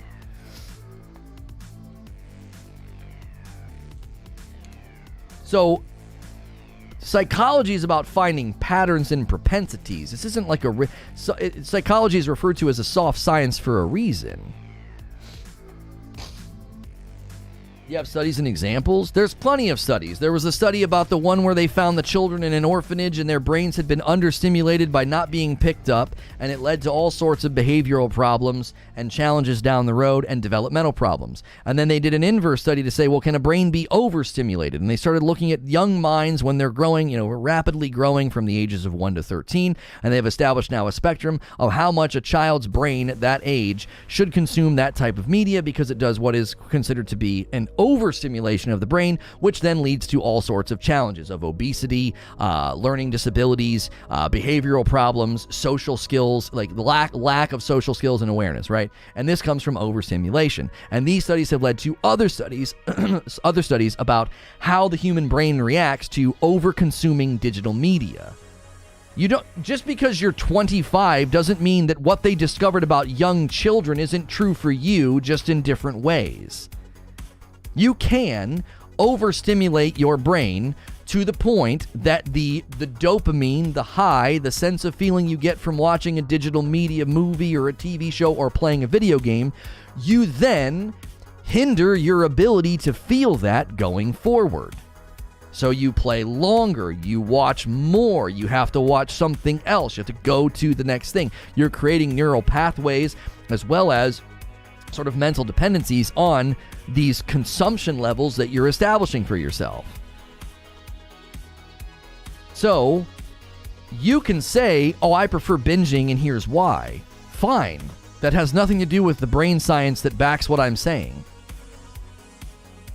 It's like the people that are like, well, I can eat X number of, my caloric intake is off the charts every day.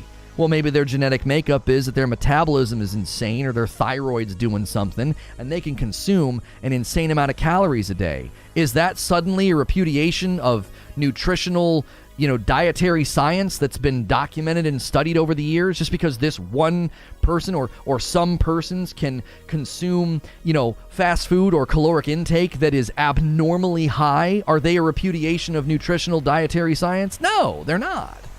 So your enjoyment of binge, or you're seemingly not being harmed by it. I mean, again, you're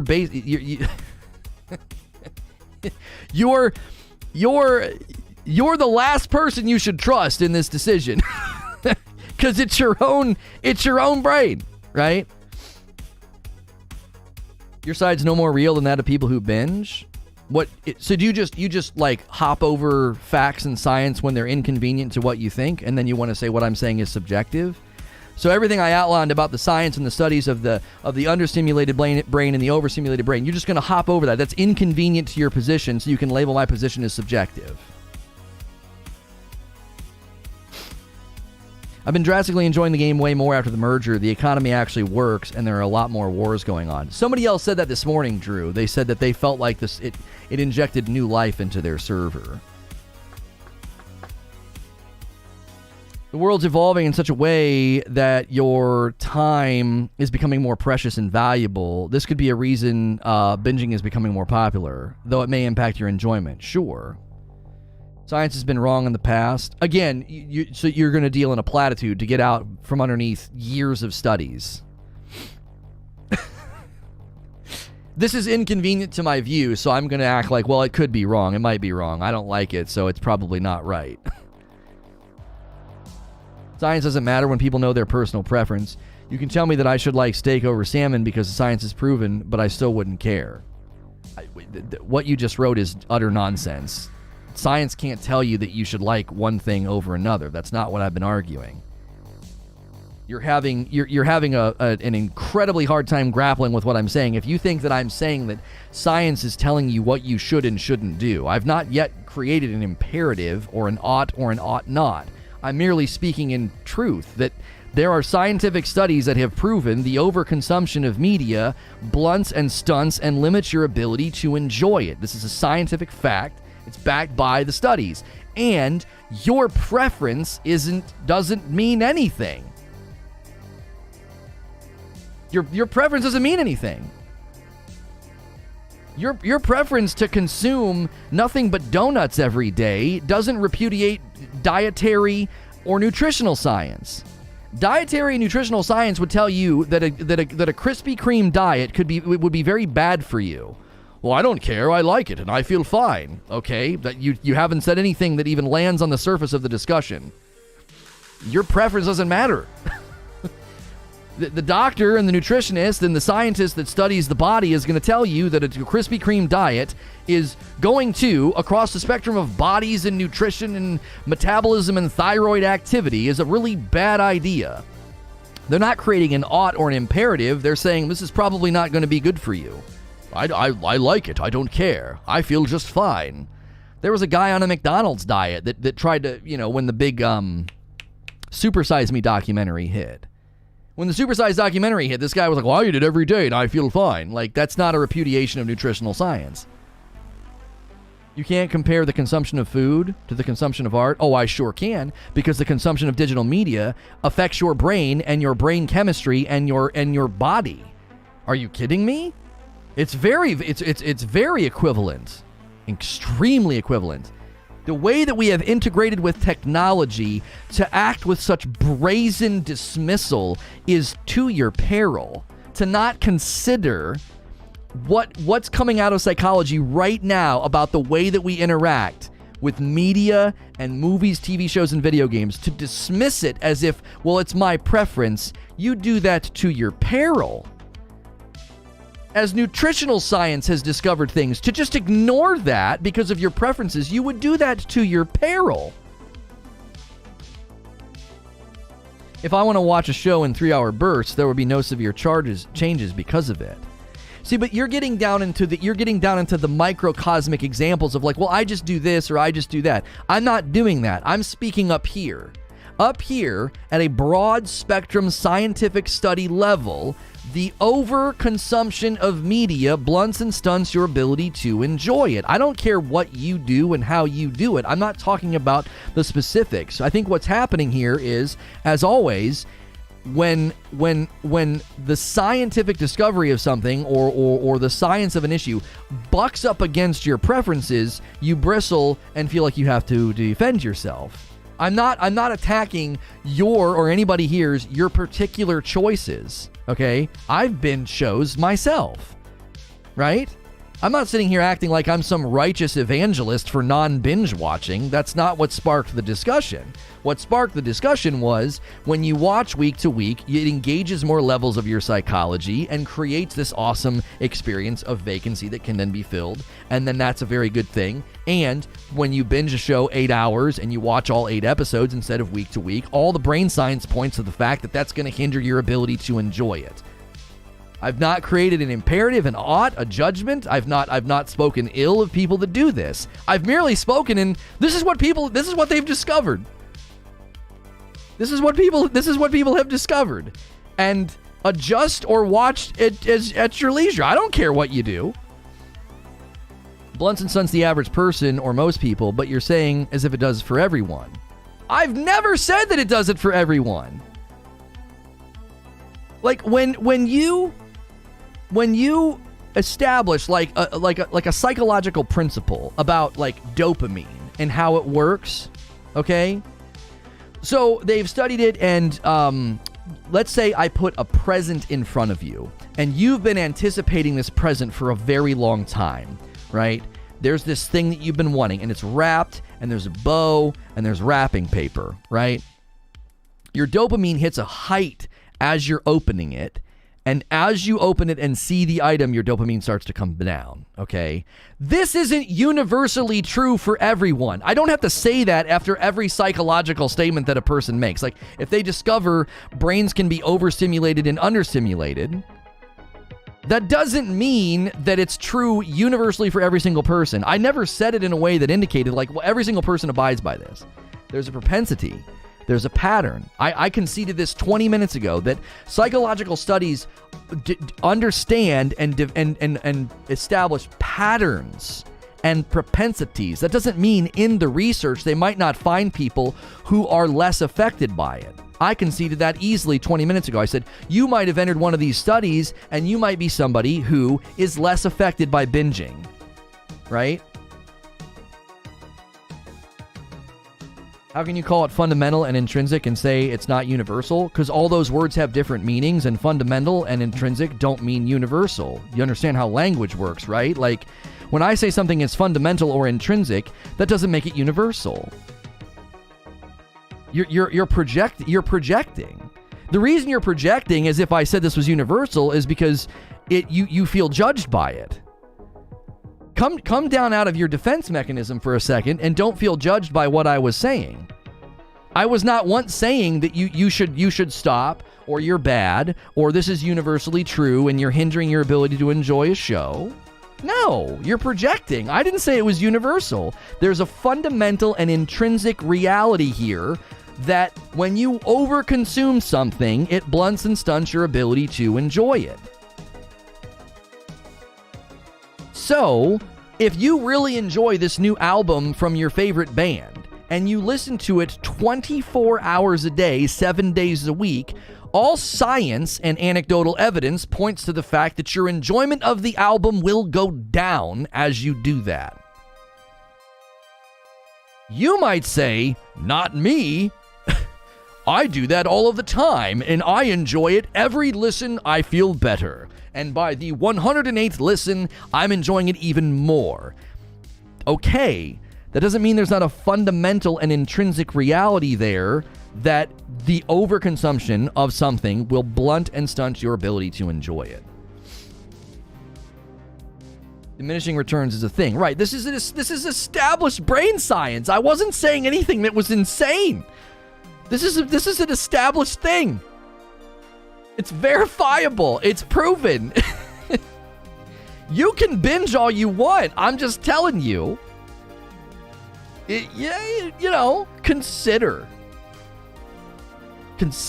Like, I've said this before with children. I made a video about why we limit our kids' screen time, right?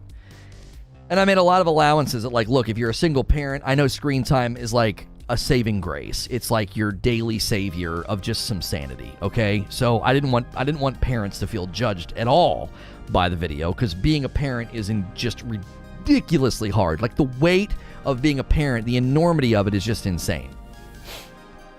But I said, listen, like, there are scientific studies out there that are really encouraging and recommending for the care of the child, like, do not give them X number of screen time before this age, and at this age only give them this much, and why? Because of the patterns, because of what the studies have discovered, patterns in what that would do to children. That's not a judgment on you if you're giving your kid lots of screen time right now, but consider it and adjust if you can and if you care. If you don't care and you're like, that doesn't really matter to me, my kid seems fine, that's fine. You're well and free to do that. I just try to put things in front of you that might alter or change your thought about it. That's all. I not once in this discussion did I get, like, preachy about your viewing habits. I didn't. I merely defended the science and said, listen, this is an established thing. You can do what you want. It doesn't repudiate the science. You can consume food or media in the way that you choose And your enjoyment or preference doesn't repudiate science. That was what I was really trying to establish. What we're talking about scientifically, it should feel great being time-gated and drip-fed content. No, because there is a I don't know what to call this. There is a breaking point where that doesn't work, right? Because somebody could say, Ilarion, well, according to what you're saying, Lono, taken to its logical end, you would get far more enjoyment out of a TV show if you watch it in 10-minute snippets. Well, no, I wouldn't. Because the art has to be considered, okay? The art has to be considered. So I can look at a painting for 10 minutes and soak it in, analyze it, and feel good about looking at the painting, and I can move on, right? The art has to be considered. So a song can be 5 minutes and be wonderful, but a show or a movie or a book, or like let's say a chapter in a book, there has to be certain elements that hit in order for the enjoyment in my brain to start to fire and get traction with it, right? The engine's got to get going. So pure drip-fed, time-gated, stretch-thin content, what it does is it gives things to you in too small of doses. It's a 7-course meal, a tater tot at a time, and you're like, this is awful. You don't feel like you're actually consuming a meal. You feel like you're being fed pellets. So there is like a middle ground here, I think. You need a certain amount. So a 1-hour episode of a show, right? Not 10 minutes. Now, guys, we're going to maximize our enjoyment of this show if we just watch 10 minutes a week. And people would say, what are you talking about? We're not even getting into anything. We're not even getting into the plot, right? The pacing and the writing of the show has dictated that won't work because they established through writing, editing, filming, and screenplay and scripting that like an hour of the episode is an episodic delivery of a story, and it's encapsulated in that, and then you can enjoy it. This is why I find this conversation so frustrating. Science can outline general patterns and concepts. The specifics matter. Well, sure. You can misinterpret a scientific principle and do something that's incredibly dumb. Like you could completely misunderstand how a person's metabolism works and be like, well, I'm going to eat a cracker every 30 minutes throughout the day. You're over realizing or overemphasizing something about metabolism and caloric intake, and you're going to be incredibly unhealthy and weak and tired. Because it's not how your body works. It would be you misunderstanding, like, how metabolism works. You could literally read the science on metabolism and come to a really, really bad execution of your understanding of the science. So video games could do this. They could do it. I think they consistently do this to their peril. They have an overrealized sense of like, well, we need to time gate and drip feed to protect the player from themselves to elongate gratification. And what it ends up doing is it corrupts its own aim and it hurts gratification because people don't get enough. As we said with the Halo thing yesterday, with the time-gated thing, it grates against its aim. It's like folding in on itself. The escape from reality that art provides is intrinsic and fundamental for art. Disrupting the escape by splitting up the consumption damages the intrinsic and fundamentals of the media. No, it doesn't. It would only do that if you were breaking a movie up into like 30-minute segments. But when a television show breaks itself up into 8 episodes that have beginning, middle, and endings, what you're saying is false. You're ignoring authorial intent. Authorial intent is incredibly important. When you read a book and it's broken up in chapters, the author did that. When you watch a show that's been broken up into episodes and they plan on delivering it once a week, authorial intent has to be considered. You're not disrupting the intrinsic elements of like, oh, well, I have to be able to escape and the immersion's getting broken because I can't watch this for 8 hours straight. No, they set it up so that this should be a perfectly fine delivery mechanism the same way that chapters of a book is.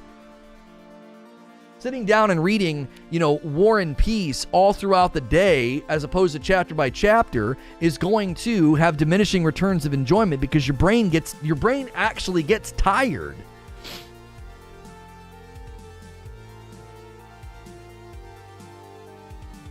Studies show that this medication works for humans. However, there's a standard deviation of plus or minus 5%. Those meds don't work for me. The science is wrong. Right. I can accept that it's way more complicated than my understanding. Just want to make sure I wasn't totally off base. What's Zubair saying? Are you saying I'm making a mistake, like saying insulin controls metabolism? Oversimplification. I'm trying to keep up with what everybody's saying. This has been a really fun discussion. Elaborate, please. What did Knight say? That is not correct. Zubair says dopamine isn't about enjoyment. It controls motivation. Dopamine tells you what you need to survive. Survival response relies on dopamine to start the process. Think of someone with severe depression. Their survival instincts are significantly blunted. I never would have touched Breaking Bad if I had to watch it weekly. Yeah, and again, like this is very common. Some of you guys were having a preferential discussion, and that's totally fine. I wasn't trying to win you over to my side. Like, don't binge. I'm anti-binge. I was saying, I think it's fundamentally a flawed way to enjoy, content. That doesn't mean you can't enjoy it in that way, but it fundamentally, according to the science, is not the way to enjoy 8 hours of a show. It just isn't. I'm not talking about a 2 or 3 hour movie. I'm talking about an 8 hour, or let's go bigger. I mean, some of these series are seasons, and every season is 13 to 20 episodes, and you're just plowing through it. If you're doing that, 9 or 10 hours on the weekend. Now, hear me say this: if you go through Breaking Bad, for example, let's say you've never watched it, and you do 2 or 3 episodes a night, 2 or 3 hours a night, I don't think that's going to harm your enjoyment of it at all. That's not that extreme. That's no different than sitting down and watching a 2 or 3 hour movie. That's not going to hurt. It's when you get into the extremes, and we all know the extremes. You veg out for the weekend. You're in your pajamas for the entire weekend, and you watch 9 and 12 hours on a Saturday. That is going to have a diminishing return throughout that day. It will. Your brain gets tired. You're not an automaton. You're not a machine.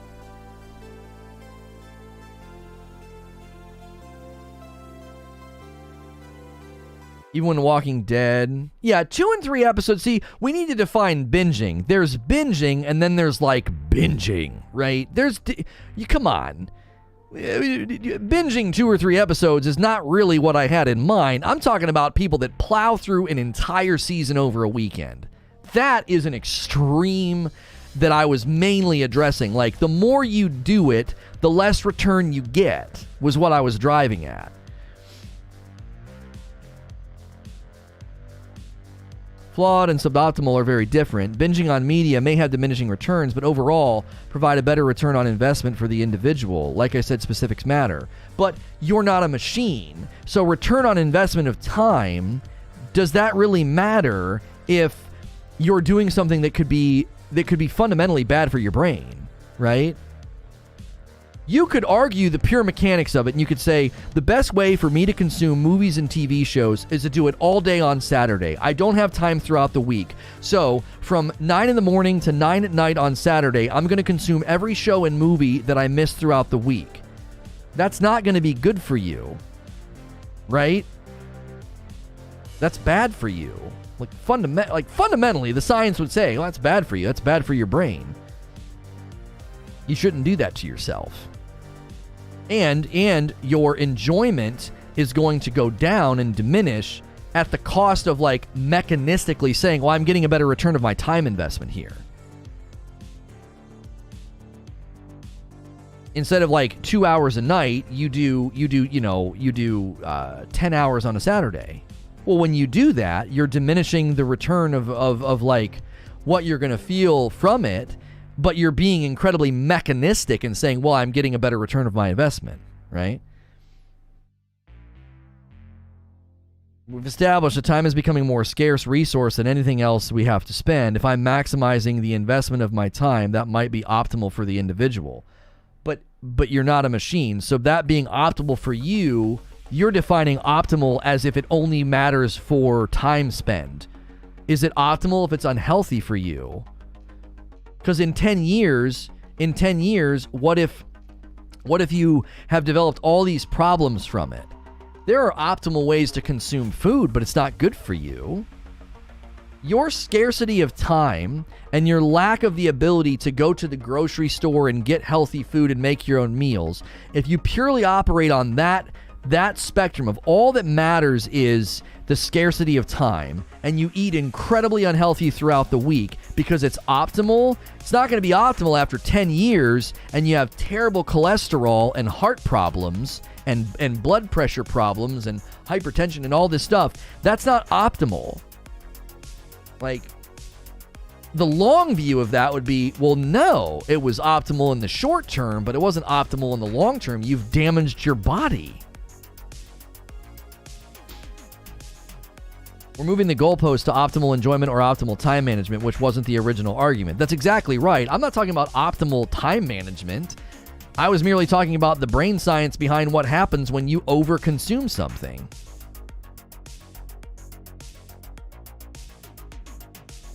Yeah, Gail, you said, what about streamers who play 8 hours a day? Almost every game streamer is unoptimal. Do you don't see a pattern in the streaming industry, Gail? Because I see a pattern. Do you know what pattern I see? Massive, widespread mental health problems.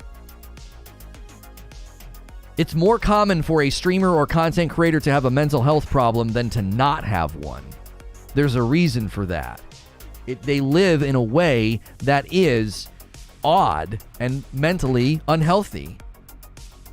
I've minimized how much I stream in game now, and it's added to my life significantly. Streaming 8 or 9 hours a day, sitting and playing a game 8 or 9 hours a day, that was horrible for me. It affected my mood. It affected a lot of things. We don't need to be crass. It affected drive. Married men know what I'm saying. It affected so much. Sleep patterns, my ability to manage frustrating experiences or internal chaos. It was awful. And so think about all the people that are doing that, grinding in, day out, 7, 8 hours, stream. Talk to them in 10 years. They're going to be like the linebacker who has the mental capacity of an 8-year-old. Like, it's tragic what's happened to some of these men late in their life. They're the shell of a man they once were because the sport took everything from them. Streaming is going to do the same thing to people if they don't get in front of it. Some of the most successful streamers are some of the most damaged people in existence. They're so damaged, and they hide it, or they don't hide it, or they're falling apart, or some of them leave permanently.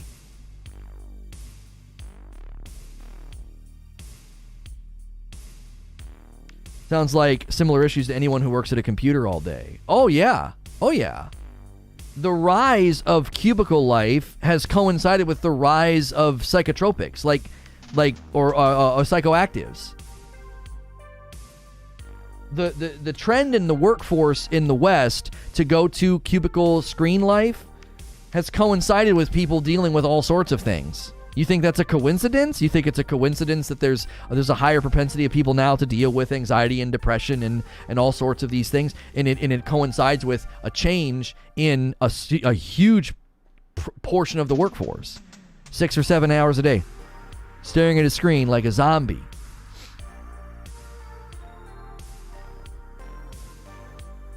I don't have time to eat breakfast during the work week, therefore it is optimum for me to eat all of my breakfast for the week on Sunday morning.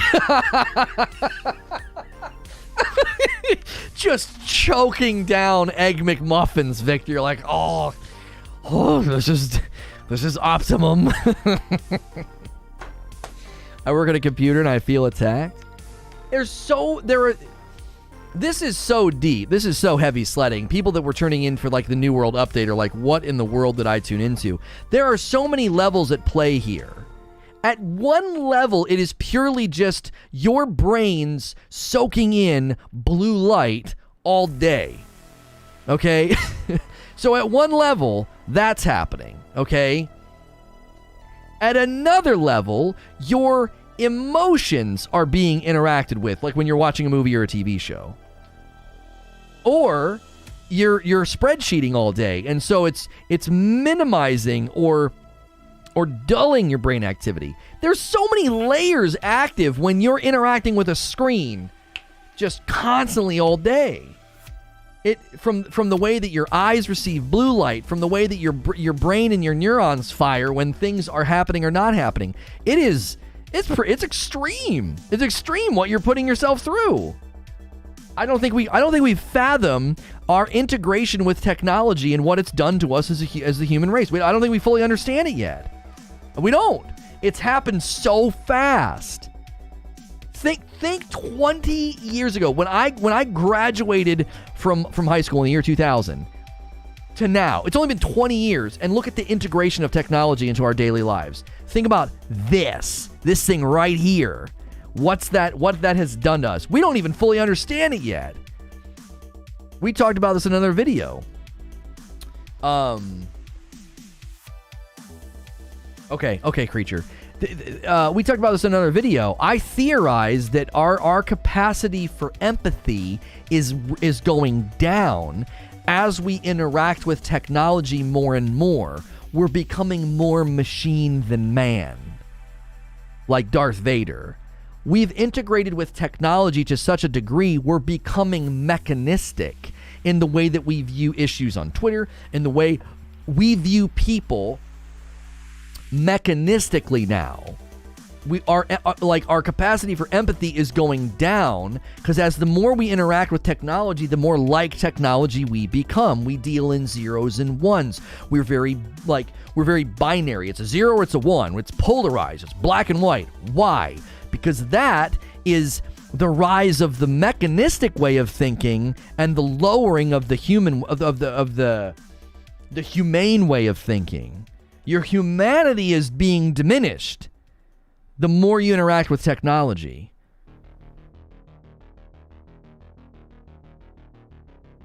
And it happens so subtly.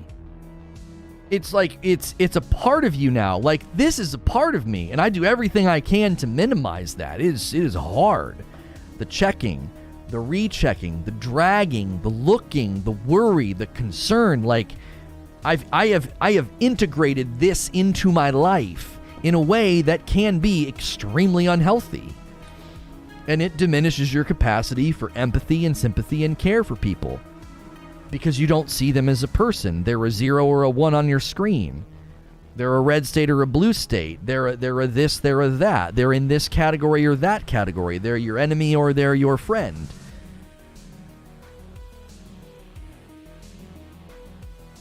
And I think this is all interrelated. The way that you consume movies, TV shows, the way that you play video games. I believe that it is all related.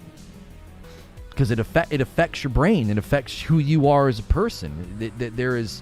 There's a lot at play here, which is why I was, being very serious about it. I was like, you can't just dismiss this with your preferences.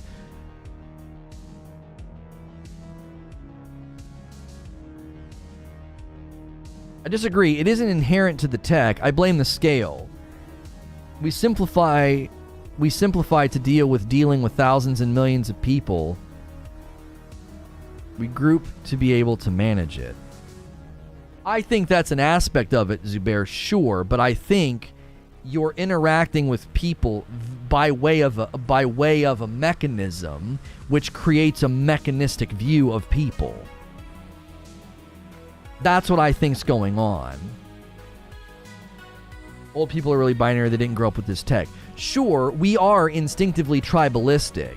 So what's happening is the technology is magnifying that part of our humanity and our instincts. It's magnifying it, but it's turning the tribalism into a more like a mechanistic view of people and persons. And it's diminishing your ability to have empathy for people, other people. And here I am listening to you on this smartphone.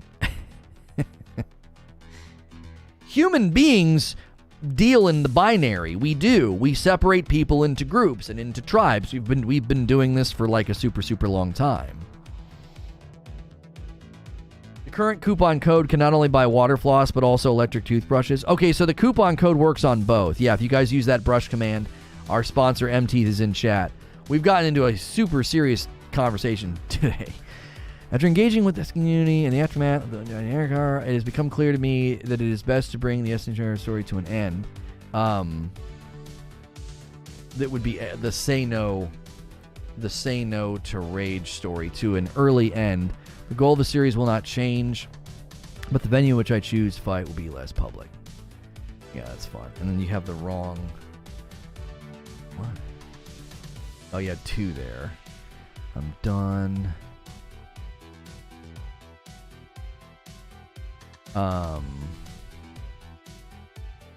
Yeah, that's fine.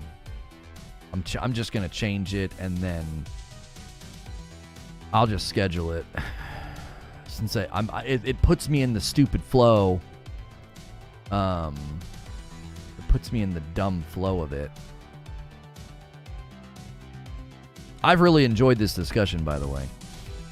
Schedule it for today at 3. I'll set it for 3:15 just in case we go over. Ambient. Save. Today at 3:15. Should I limit my time listening to Lono? I don't know. That's up to you. Yeah, we're ending. Today's the early end of the Say No to Rage story. I explained it in the video, why we're ending early, what we had planned. It's a somber video, but it's a good video. It's needed. It's needed. So, thank you to anybody who subscribed today or contributed to this discussion and this debate. This is something that we do all week long. We have discussions about gaming structure, and we sometimes get deep into the weeds. We've gotten a ton of subs today, so people must be enjoying the show. Thank you for that. I hope you've enjoyed it. I am a safe for work broadcaster. You may have noticed I've not sworn or said anything off color. We try to keep it to where you can treat this channel like video game radio. You can subscribe in confidence. I'll hit your sub feed Monday through Friday with talk shows about all sorts of different things, and we greatly appreciate you being here. We are going to jump into New World Winter Event gameplay this afternoon when we're done with this stream. We do multiple streams a day. Usually it's 2 streams with gameplay in the afternoon, but lately we have been doing double talk shows, and it has been just amazing to see the response. The channel has just been growing. We are cruising to 10,000 subs. If we hit 10,000 subs before the new year, that would just be such a treat.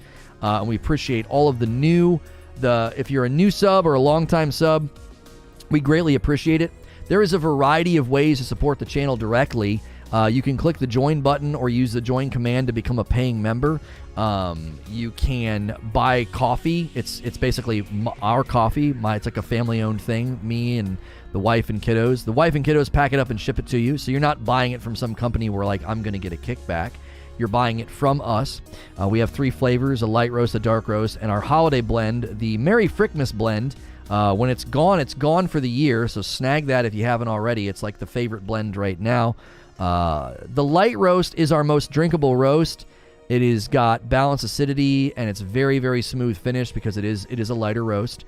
And it's probably our most drinkable, most popular with respect to just drinking it black. And our dark roast is the same base flavor as the light, but it has just been brewed up to a dark roast, maintaining the balanced acidity and the very, very drinkable nature of the coffee. So people in chat can tell you how good the coffee is. We appreciate all those great testimonials. It has been selling exceptionally well, and we are very, very grateful to you guys for doing that, supporting our family this year and obviously this holiday season with your subs, your tips, your memberships. Memberships inching closer and closer to 500 members and unlocking another emote. So thank you guys so much for that and for the discussions. This has been really really enjoyable. We get fired up and we disagree, but boy, oh boy, is it fun. I absolutely love it. I really, really do. Love your shirt. Thank you. That's another way to support us directly. This shirt comes from 80s Tees, one of our sponsors. The displate commands right now in the corner because those are displates back there. And one of our sponsors is in chat, MTeeth. They have a great mechanical toothbrush or water flosser, and I use both of them. People in chat have gotten them and used them. And They make the coffee and the toothbrush and all that. They make for great stocking stuffers. Little late though, little late for you. If you're doing any last minute Amazon shopping, we also have an Amazon affiliate link in the description and an Amazon command you can use in chat. Doing any last minute shopping, the Amazon affiliate link won't give you a discount, but it does support me if you click that before you order anything on Amazon. So thank you for those that do that. All those are just great ways to support the channel. Really hitting subscribe, the bell button, and the like button is the easiest way to support the channel. And we may be close. Yeah, we could get to 300 likes, I bet. I bet you there's 40 people right now that haven't hit the like button yet. Do me a favor and do that. And take our poll at the top of the chat. 626 votes. The New World Winter event, have you checked it out? Yes is winning the day with 41%. 34% saying I don't play New World, and 25% saying no. We appreciate all the people who hang out here and do the talk show and hang out with us and take our poll when you don't even play New World. Thank you for the support. We appreciate it very much. Can you describe how you are lighting the disc plates? Yes. They are coming off of the wall by about this much. I use like a cardboard box, and then I have LED lights behind them. If you buy them and stick them to the wall, they'll just be flat on the wall. So they won't have like a glowing effect like I have. Has any Canadian here ordered the coffee? I wonder if I'll get hit in the face with the duty fees. Christina has ordered it. I know that she resides in Canada, and she said that there was no issue. Shipping goes up a bit, but I don't think she got hit with any duty fees. I don't know if Christina is here today. She would be able to answer how that went. A lot of the time she's listening in the Discord. She's not here. I could ping her in the Discord and see if she's around. Did she leave the Discord? Isn't her name in the Discord Christina? Sometimes people leave and come back and leave and come back in the Discord. She may have left or changed her name. That would be weird. She was here just the other day. Sometimes people do that though. They don't stay in the server. They like leave and come back. I don't think she left. It's not letting me at her. I actually hate New World. Still here though. Did she change her name in the Discord to Menacing? Oh, there she is. It's Menacing. I thought it was Christina. Are you around? I pinged her. She's Christina in YouTube, and she's Menacing Mommy in the Discord. Okay. I'm just going to see it. We'll ping her and see if she's around. She would be able to tell you, she gone. She went to get milk. Are you being facetious, or did she actually say she was going to get milk?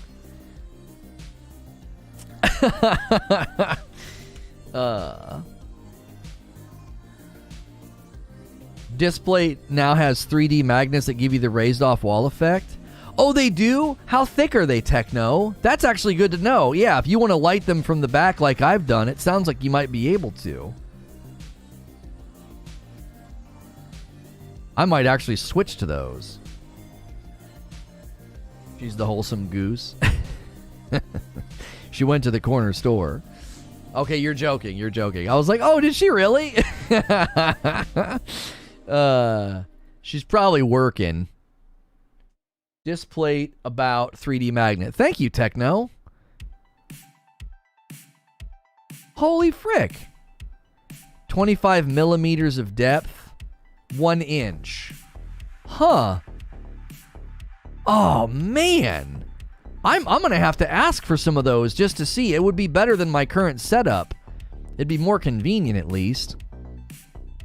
It certainly would be more convenient. Are we getting people?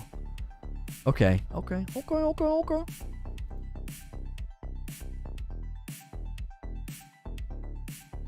Yeah, so you can get 1 inch 3D magnets on their platform, on Displayed if you'd like to do what I've done.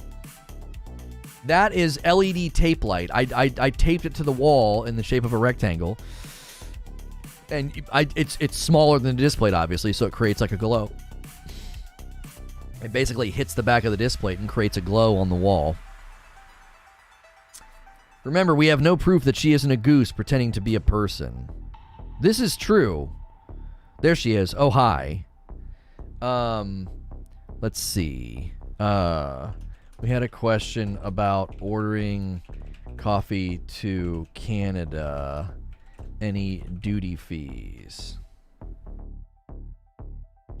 We had a question about ordering coffee to Canada. Any duty fees? All right, I'm asking her now in the Discord for the person to ask about ordering to Canada.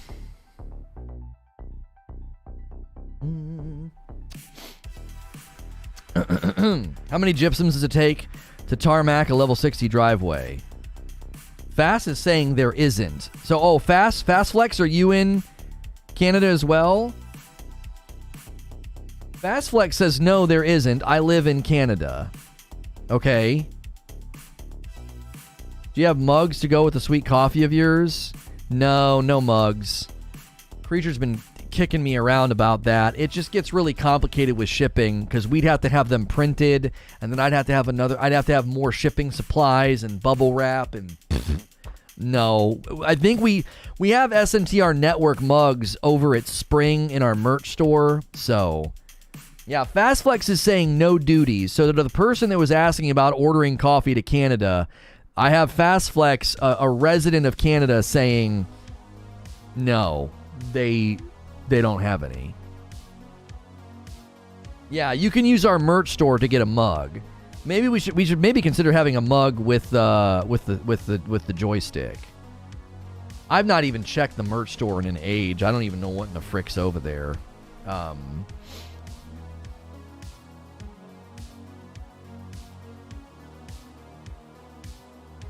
You got charged duty on your disc plate, she says. So FastFlex is saying no duties. So why would there not be duties on the coffee but some on the disc plates? Yeah, we have a mug with the microphone.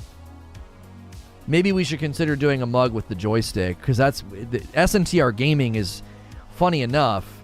It's like Hilly knew. Hilly saw the future. SNTR Gaming is becoming the central hub. He said it's all about that joystick, baby. It's all about that joystick. I need my Team Dark Roast mug. Yeah, that'd be really good to create mugs and have like Team Dark Roast, Team Light Roast. Those could be really good. Yeah. Because USPS uses Canada Post, probably UPS or FedEx for the disc plates. Oh, okay. I'll look into it. I'm also thinking because the coffee may seem like a seasonal personal package opposed to a purchase from a retail store. I'm not mature enough for a convo with this much duty in it.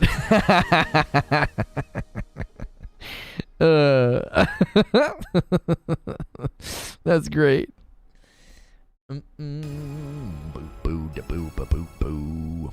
We're still getting people tuning in for the New World update. If you're looking for the New World update and the patch, the 1.2.1 patch, I can give you that information if you're looking for it. Remember to hit subscribe if you want to talk in the chat. And thanks for being here if you're new. To the rest of you, I mean, I guess thanks for being here. I just realized that, like, thanks for being here if you're new. If you're not new, then, you know, whatever. Like, be really passive to the existing supporters, you know. You'd only need to make a couple of Dark Roast mugs for the silly people, says Hilly. That's good. That's good. Sven says, I want to talk in chat. You're not allowed. You're not allowed, Sven. Oh, man. There's a neck pop in there and it won't come out. Nothing. Aw, nuts. I'm just here for the coffee. I don't need your thanks. We give this man money and he forgets we're here. Pepe hands. Okay, bye, I guess. Sven pulling a Linus. Okay, bye, I guess. Hang his head and leave. We got the message, Lono. You don't care about us. It's clear now. Yeah. I buy the heck out of a Dark Roast and mug package. We don't have an effective way to do that, D-Tom. We don't. I'd have to go to a local printer and spend a bunch of money up front. I'd have to get new shipping supplies. I'd have to charge you more shipping because we would be adding weight We'd probably just have to do everything in the boxes. We would just have to buy bubble wrap, and we'd have to use the boxes. So I guess it's not that extreme, but when I looked at it and analyzed it, we were going to have to charge just such a dumb amount to even make a profit on the mugs. Because if you don't order in really, really large quantities from like the local print shops, you just get absolutely, I mean, the price per is ridiculous. And the reason that most local businesses are okay with doing that is because the mug is a means of marketing. They're not selling them for profit, if that makes sense. Like, if I go to a local guy and I say, I need mugs with the joystick here, or Team Dark Roast here, or whatever, if I order like 150 of those, the price per unit is just stupid. It's just so dumb. Because most of that guy's customers, they're not going there to make mugs that they're going to turn and sell for profit. They're making mugs that they're going to hand out at like a conference or an event. Does that make sense? So they put that in their marketing budget. I'm not trying to get mugs to market. We would be trying to get mugs to make profit off of. I'm not in the business of breaking even. Here, let me go spend $875 on these mugs. My per cost on the mug is so high that I have to charge you way too much. So places like that website that we use, Spring, they can just print on demand, and that way it's significantly cheaper for them, and then you're able to buy them when you want, Creature has a plan, give it time. Yeah. We need 19 more likes for 300 likes, guys. Thanks for being here this morning.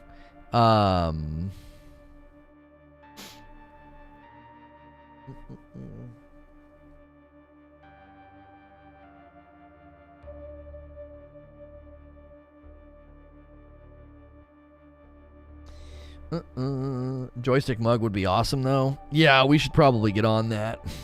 I ordered the mug separate from the merch store. Love my microphone with the SNTR colors. Yeah, thank you, Victor. Coffee, $12 mug. Yeah. I can look into it again. My memory is that it was really expensive because you pay per color, too. And so the joystick would be, depending on the mug's color, the joystick would be 3 colors. And that gets expensive. Black, white, and green. I think when we did it, we did 2 color. When we did it with the company I was with, we did white and orange, and it was not cheap. We did like 150 of them, and we gave them away at these events and stuff. And it was a justifiable purchase because it came from the marketing budget. I would buy the mug off of you if you put a honey badger taking a bite out of the SNTR logo. It would be a very limited run. Right, and then I guess you could say, well, because we did such a limited run, we can charge more. I don't know. That's a conversation for another day. We got so many other things we got to work on. Getting mugs is, that's not high on the priority list.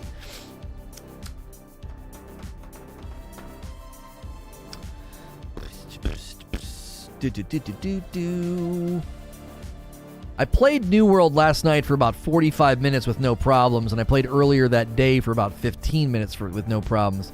Hopefully that helps. Or hopefully it's fixed, I mean.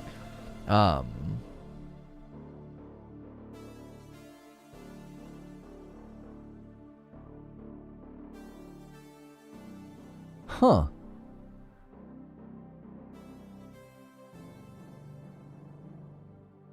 Expensive mugs? I love getting mugged. Do it once a year? Oh, yeah, I could see that.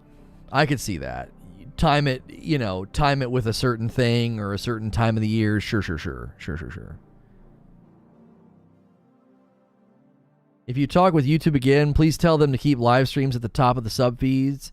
I hate when I got to dip for a second and I got to go back in and find you. Yeah, you know why they do that, Ashen? Because the app has in their mind, you've watched the video. And so now it's time to show you other videos. I get why they do it. I do. I get why they do it.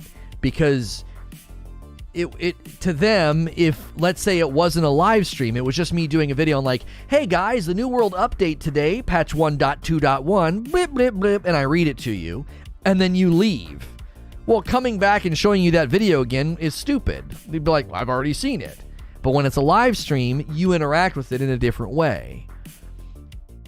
I could see both sides, though. I really could. YouTube being like, well, you already watched the stream and left. Why would we show it to you again? You're aware that it's there because you watched it. So if you really want to go back and find it, you can. And you've stopped watching it. So the odds of you wanting to watch something else is very likely. Like, here's other stuff from your subs. Does that make sense? I have to say the logo is aesthetically pleasing. The SNTR Gaming logo is the funniest logo in existence because I literally made it in 5 minutes as a placeholder, and everyone loved it so much we've never changed it. We've tried, and we couldn't come up with anything that was just so simplistically good. We just couldn't do it. They treat it as a video, not a stream. It explains 99% of the problems with the platform. And I was on a call, Eugene. One of their primary focuses for 2022 is discoverability of live streams. So they know it's a problem, and they're trying to fix it. They're trying to have live streams land on the site and exist on the site in a different way. And buddy, I'm excited because we've been having just great growth and discoverability in the midst of it not being very good. So like, if we can flourish when it's not great, or not optimal, or whatever, or kind of bad, think of what'll happen when they start to put gas in the tank. Yeah. As far as English-speaking live streams, I think we're in the top 5. We're in the top 5. English-speaking live streams, as far as total views a day and average concurrent viewership, I believe we're top 5, maybe top 10. Because there's obviously all the big boys that came over. As soon as you stop watching them, there's not a lot of live streamers on YouTube that pull good concurrent viewership. Now, if you do concurrent viewership ratio to sub count, we're unmatched. I mean that. We're unmatched. If you take our concurrent viewer averages and you contrast it to sub count, we are unmatched. We hit so far above our weight class. It's absurd. It's wonderful. Like, if they start to measure a live stream's momentum and growth and that fuels discoverability, they're going to look at us like we're a bottle rocket every day. They're like, what the frick is this? This stream's doing great. Throw it everywhere. We hit so far above our weight class. The entirety of the YouTube homepage needs to be overhauled. The videos it recommends to me are not relevant. I saw some really good mock-ups of things they're considering. That's all I can say. I can't tell you what they looked like, but I saw some stuff that looked very promising, Murph.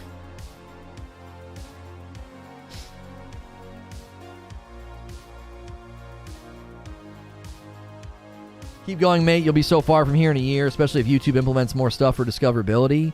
Discoverability and monetization of live streams is the focus next year. And, buddy, we're here for it. It's going to be excellent. I'm very, very excited. The stuff that I've seen shows... You guys remember, right? I was constantly on calls with the Purple platform about their ideas and the stuff they wanted to do. And the stuff I've seen that YouTube's cooking up, it looks very promising. Very, very promising. And that's coming from me. You guys know how critical I am. You know how I've thought through the live streaming ecosystem for the last 7 years. I made an entire encyclopedia about how to stream and how to grow a stream and blah, blah.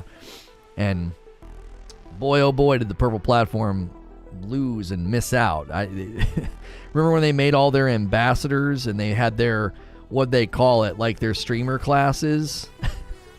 What a joke. Just a bunch of successful streamers speaking in platitudes.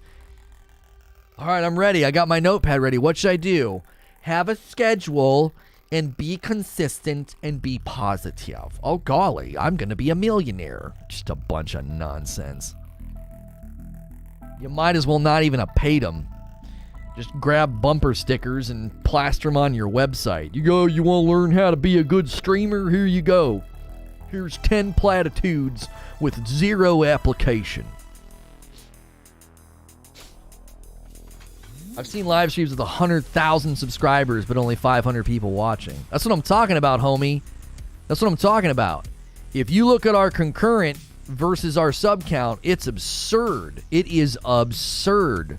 You guys are nuts. The support's just crazy. It's just been a thrill. It's been an absolute thrill to come over here and do this on this channel with you guys.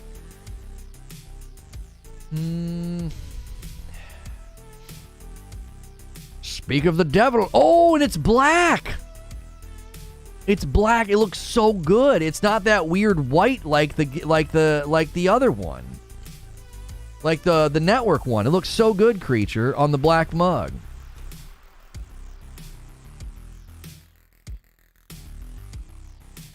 If you want to be a good streamer, go to school for radio broadcasting. I've heard the key to being a successful stream is having mugs. It's in chat right now. I literally just put it in chat. Oh, that is stupendous, Zubair. I love you. What's good, Christina? 10 more likes for 300 likes, man. We've had such a good turnout. We just haven't been harping on the likes as much. I'm just here for the increased luck in the raffles. There's an old school. That's OG, baby. That's OG. That'll help you develop the skills necessary to host a great live stream. Deadly Dad Gaming, you're right. You know what's funny? When I first started streaming, did you know that I got asked that all the time? People ask me all the time. They're like, do you have a background in radio? And I was like, no. And they're like, well, you seem like you do. I had people that thought I came from Rooster Teeth. Because there was a time where like some people left Rooster Teeth and started their own streams, like Brown Man. And they thought I came from Rooster Teeth. Because at one point, Brown Man recommended my stream. I had been streaming Borderlands, and he told people, oh yeah, you should check out Say No to Rage. He's been streaming Borderlands. He seems like a good guy. It was really just off the cuff. He didn't provide a link or anything. And a couple people found me because he had said that. And so people thought I had come from like Rooster Teeth or something. And I was like, no. I was like, I've never done this before in my life. I would have loved to be in radio. It probably would have been really, really fun, you know. You're listening to SNTR Gaming. Coming up next, we got hot tunes to keep your day cool. Start streaming but nowhere to go start. You want to start streaming, but you don't know where to start. It is literally... we just discovered you. Thank you. Live streaming is akin to stand-up comedy. It is incredibly difficult.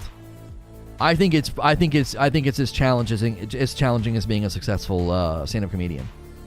If you look at the numbers, you look at the people that really rise and really break out as entertainers, it's equal to how stand-up comedy works. There's only a handful that really break out and become massively successful. There's lots of people that are reasonably good at it, and they make a career and they make some money, and that's true in live streaming as well. And then there's a vast majority of just utter failures that never go anywhere. Why? It is probably one of the most challenging environments to be successful. You are live. You're live. What are you going to do? What are you going to say? You got to fill the hours. You got to fill the day. What are you going to do? And what are you going to say that's worth people's time, that's worth their money? What are you going to do? This is why the Purple Platform, we touched on this earlier, right? Like how unhealthy live streaming is for you, how unhealthy live streaming is for your mental health. That's why the Purple Platform is on a trajectory of talent drought and viewership decline. It's just going to take about 5 or 10 years because they have built a business model that it's not sustainable. They need you to stream as much as possible to make as much money as possible, and all that's going to do is lead to talent drought. Because the most talented people will walk, they'll diversify, they'll scale back, which means you start making less money, which means you start having less viewership. Or all YouTube needs to do in 2022, I said this in another video, Go look at who the top 100 streamers are on that platform and just get them all. It would be devastating to that platform. Go grab the top 100 streamers. Just get them. All you got to do is offer them more money than Purple and ask them to stream less. It's an extremely easy strategy because Purple they simply must ask them to stream a lot if they lock them into a contract. They must to get ROI on them. They can't win. It's the fight has turned. It's turned. The fight's over. It just hasn't happened. You just can't see the results yet. Just watch. Just watch. In 5 years, I'll be like, I told you guys back in 2021 that they would have a talent drought, that they would slowly decline, and you'll see it in about 5 years. Didn't Microsoft do that? Microsoft Mixer bought like 2 streamers. I'm talking about buying the top 100. You grab the top 100. You grab XQC. You grab the guys that just pull. You grab Summit. You grab Pokemon. You grab the top 100 streamers, and it would be devastating to that platform. And they don't have the money to keep them all. Put the pedal to the floor. Do it.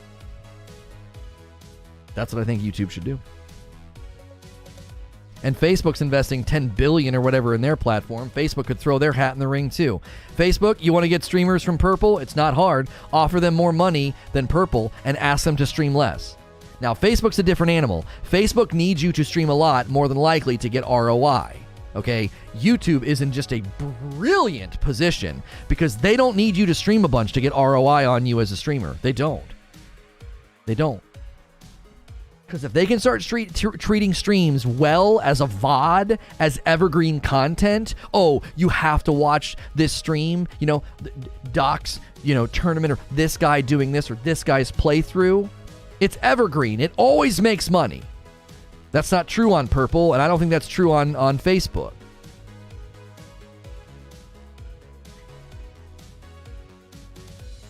It's coming. It's coming. YouTube can afford to spend way more, and it's a lot easier for them to make their money back on streamers than it is for Purple and Facebook. It's a lot harder for both those platforms to make money on live streamers. And YouTube's in a prime position. They have a giant algorithmically driven just reservoir of videos that live streams can land in and continue to make money. I am not a very big streamer, and my VODs on average get 500 to 2,000. So 500 on the low end, upwards of 2,000 views after I'm done streaming. What do you think the big guys get? What do you think the big guys get? You think Doc shuts down and the VOD just dies? No, it probably gets tens of thousands of views after he's not live. So it's making money, and he's not live. That is just an enormous advantage. Such a huge advantage in the fight. And Purple needs you live. The VODs do very little. There are some pretty big streamers, and the VODs do okay after. Okay? But eventually the VOD falls off and stops earning money. And that's going to be very, very bad for their platform long term. You go look at an XQC VOD, and sure, it probably gets a stupid amount of views after he's not live, and it probably makes some ad revenue. But they're not set up algorithmically for that video to be discovered and suggested and watched by other people, so it's primarily watched by a slice of the platform. So it doesn't get to do much other than that. It's so unidimensional. So I find the whole prospect just utterly exciting after everything that's happened. Thanks for buying a mug, Sven. I see that. Thank you. Hey, we're going to dive into some New World Winter event gameplay in a little bit here. If you haven't smashed the like button, do me a favor and do that. We are super close to 300. If you haven't hit subscribe, consider doing that. You can get your coffee orders in. My wife will be good to ship these as soon as possible before the holiday weekend. You can become a member. We would love to see more paying members. Help us unlock our next emote. You can click the join button or use the join command. You can get in our Discord. You could join in the Halo custom games that we do on Friday nights. Not this week, though, because of the holiday. So, Purple's play will be to alter contracts to prevent uploading VODs to YouTube. They'll tighten the grip and try to take on YouTube. I hope they do that, Bleep. I hope they do that. What better way to motivate someone to leave that platform? To limit how they can make money on their content. That would be utterly stupid if they do that. I hope they do. I hope they do. Can you imagine being Tim the Tatman size with his giant YouTube channel and then being like, yeah, you can't take stuff off the purple platform and put it over there anymore. You can't do that. Holy moly. That would be such a slam dunk. Well, now I really want to consider leaving this stupid platform. You just literally took money from me. If I can't send it over there, I was making $1,000 a month, and I'm small time. When I was sending my stuff from Purple to YouTube, my talks and Q&A, I was making 1 to 1.5 a month, roughly $1,000 a month, and I'm small time. What do you think those guys make, shoving their content over to YouTube? Immediately chopping that money off for them? They'd be like, give me a contract, YouTube. I'm out of here. Oh, I hope Purple does that, dude. I hope that I hope their ego and their pride leads to bad decisions like that. I really do. That would be phenomenal. His boss gets over 10 to 20K views on when he uploads. Yep. Oh, golly. Golly. Okay. I'm gonna take a real quick break. I'll be back in just a minute. All right. I'll be back in just a minute. Thanks for being here, hitting all the buttons.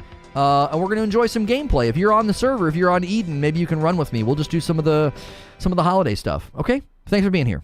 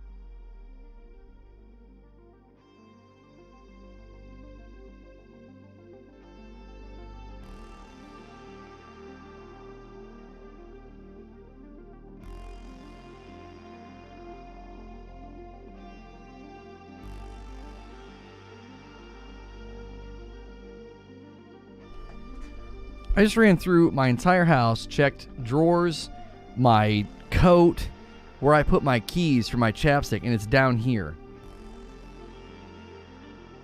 Like, my lips were getting chapped. I could feel it. And it's so annoying this time of year to ignore it. So I was like, well, it's usually in here in the nightstand. No. Okay, maybe it's where I put my keys. No. Oh, maybe it's in my coat. Back in my room. Go back in my room. No. Down here. Both. Normal Burt's Bees, and then my wife got me salted caramel Burt's Bees, which is phenomenal. That's the one I just used. Hilarious.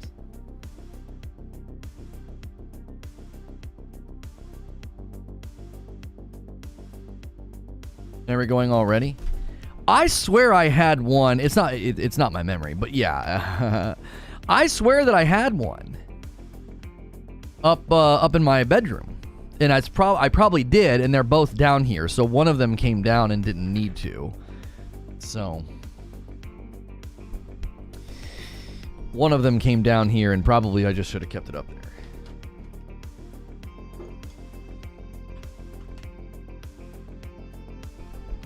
Carmax is the GOAT. Yeah, Carmax is pretty good. I prefer Burt's over Carmax. And the Burt's Bees salted caramel is just wonderful.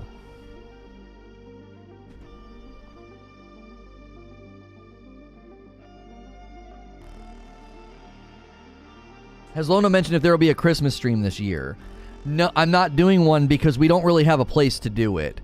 SNTR Gaming is just doing so well because it's a very rhythmic and predictable and consistent channel, and I don't want to do like some random Frickmas stream where we'd probably have to unlist it.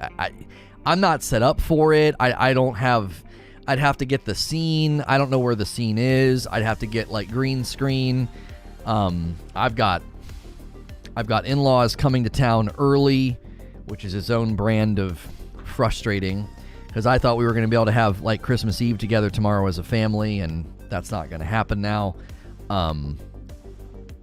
And so I can't really do a stream where I'm like, drinking and carrying on and reading books to you guys with people here either. It just, SNTR presents Merry Frickmas. Yeah, I suppose we could do it over there since we are getting ready to really change that channel anyway. I don't know. I don't really have a space for it. I don't have a time slot for it. I could have probably tried to do it Christmas Eve night, or tonight. I could have tried to do it tonight, but I really having to bite my tongue. Really having to bite my tongue. Just a little life tip: if you are, if you find yourself one day as a grandparent. Try to understand that people have plans and lives and things they'd like to do. Just try to understand that when planning or surprising people with a visit. New Year's Eve's on a Friday. I figured we would just do Halo custom games that night and do, you know what I mean? And just celebrate the new year with you guys, have some drinks and some laughs, you know what I mean? As your attorney, I advise you to say nothing further. Thank you. I'd really rather we didn't do that on Presents. We don't have a spot for it now anyway, Creech. I mean, it doesn't really matter. We would literally be unlisting it a day later anyway, so what difference would it make? Do you know? What difference would it make?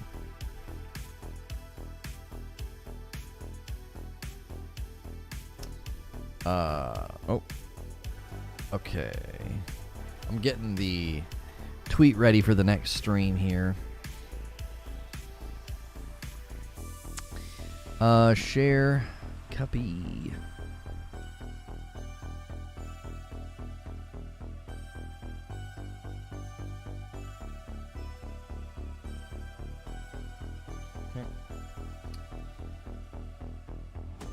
Tried to tell my mom that did not go well. Just happy she's feeling happy and motivated again.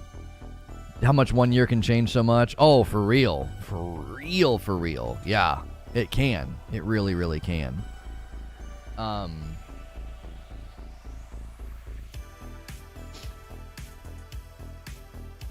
Yeah. It's just incredibly awkward. You know what I mean? It shouldn't be, you know, it shouldn't be. You should be able to be like, hey, it would be incredibly helpful to have a heads up and concrete dates and times. Like, that would be really helpful to us because we have like an entire life that we live. And, you know, maybe we had plans and expectations about the holiday. Like, you know, I was really looking forward to not working and being around my, you know, my wife and kids as a family Christmas morning. I was really looking forward to that, you know. Yeah, that's just life. That's life, man. Expectations are not always brought to fruition.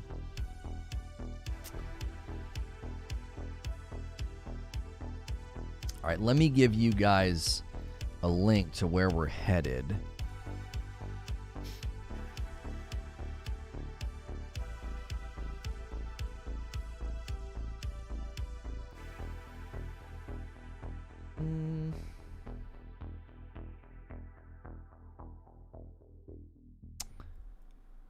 Okay. We're going to have to put me up here. 715 votes on that. Come hang out with us. We're going to be doing some of the winter event stuff. Some of the winter event stuff in the game, and it should redirect you. If it doesn't redirect you, there's a link in chat as well as pinned at the top of the chat.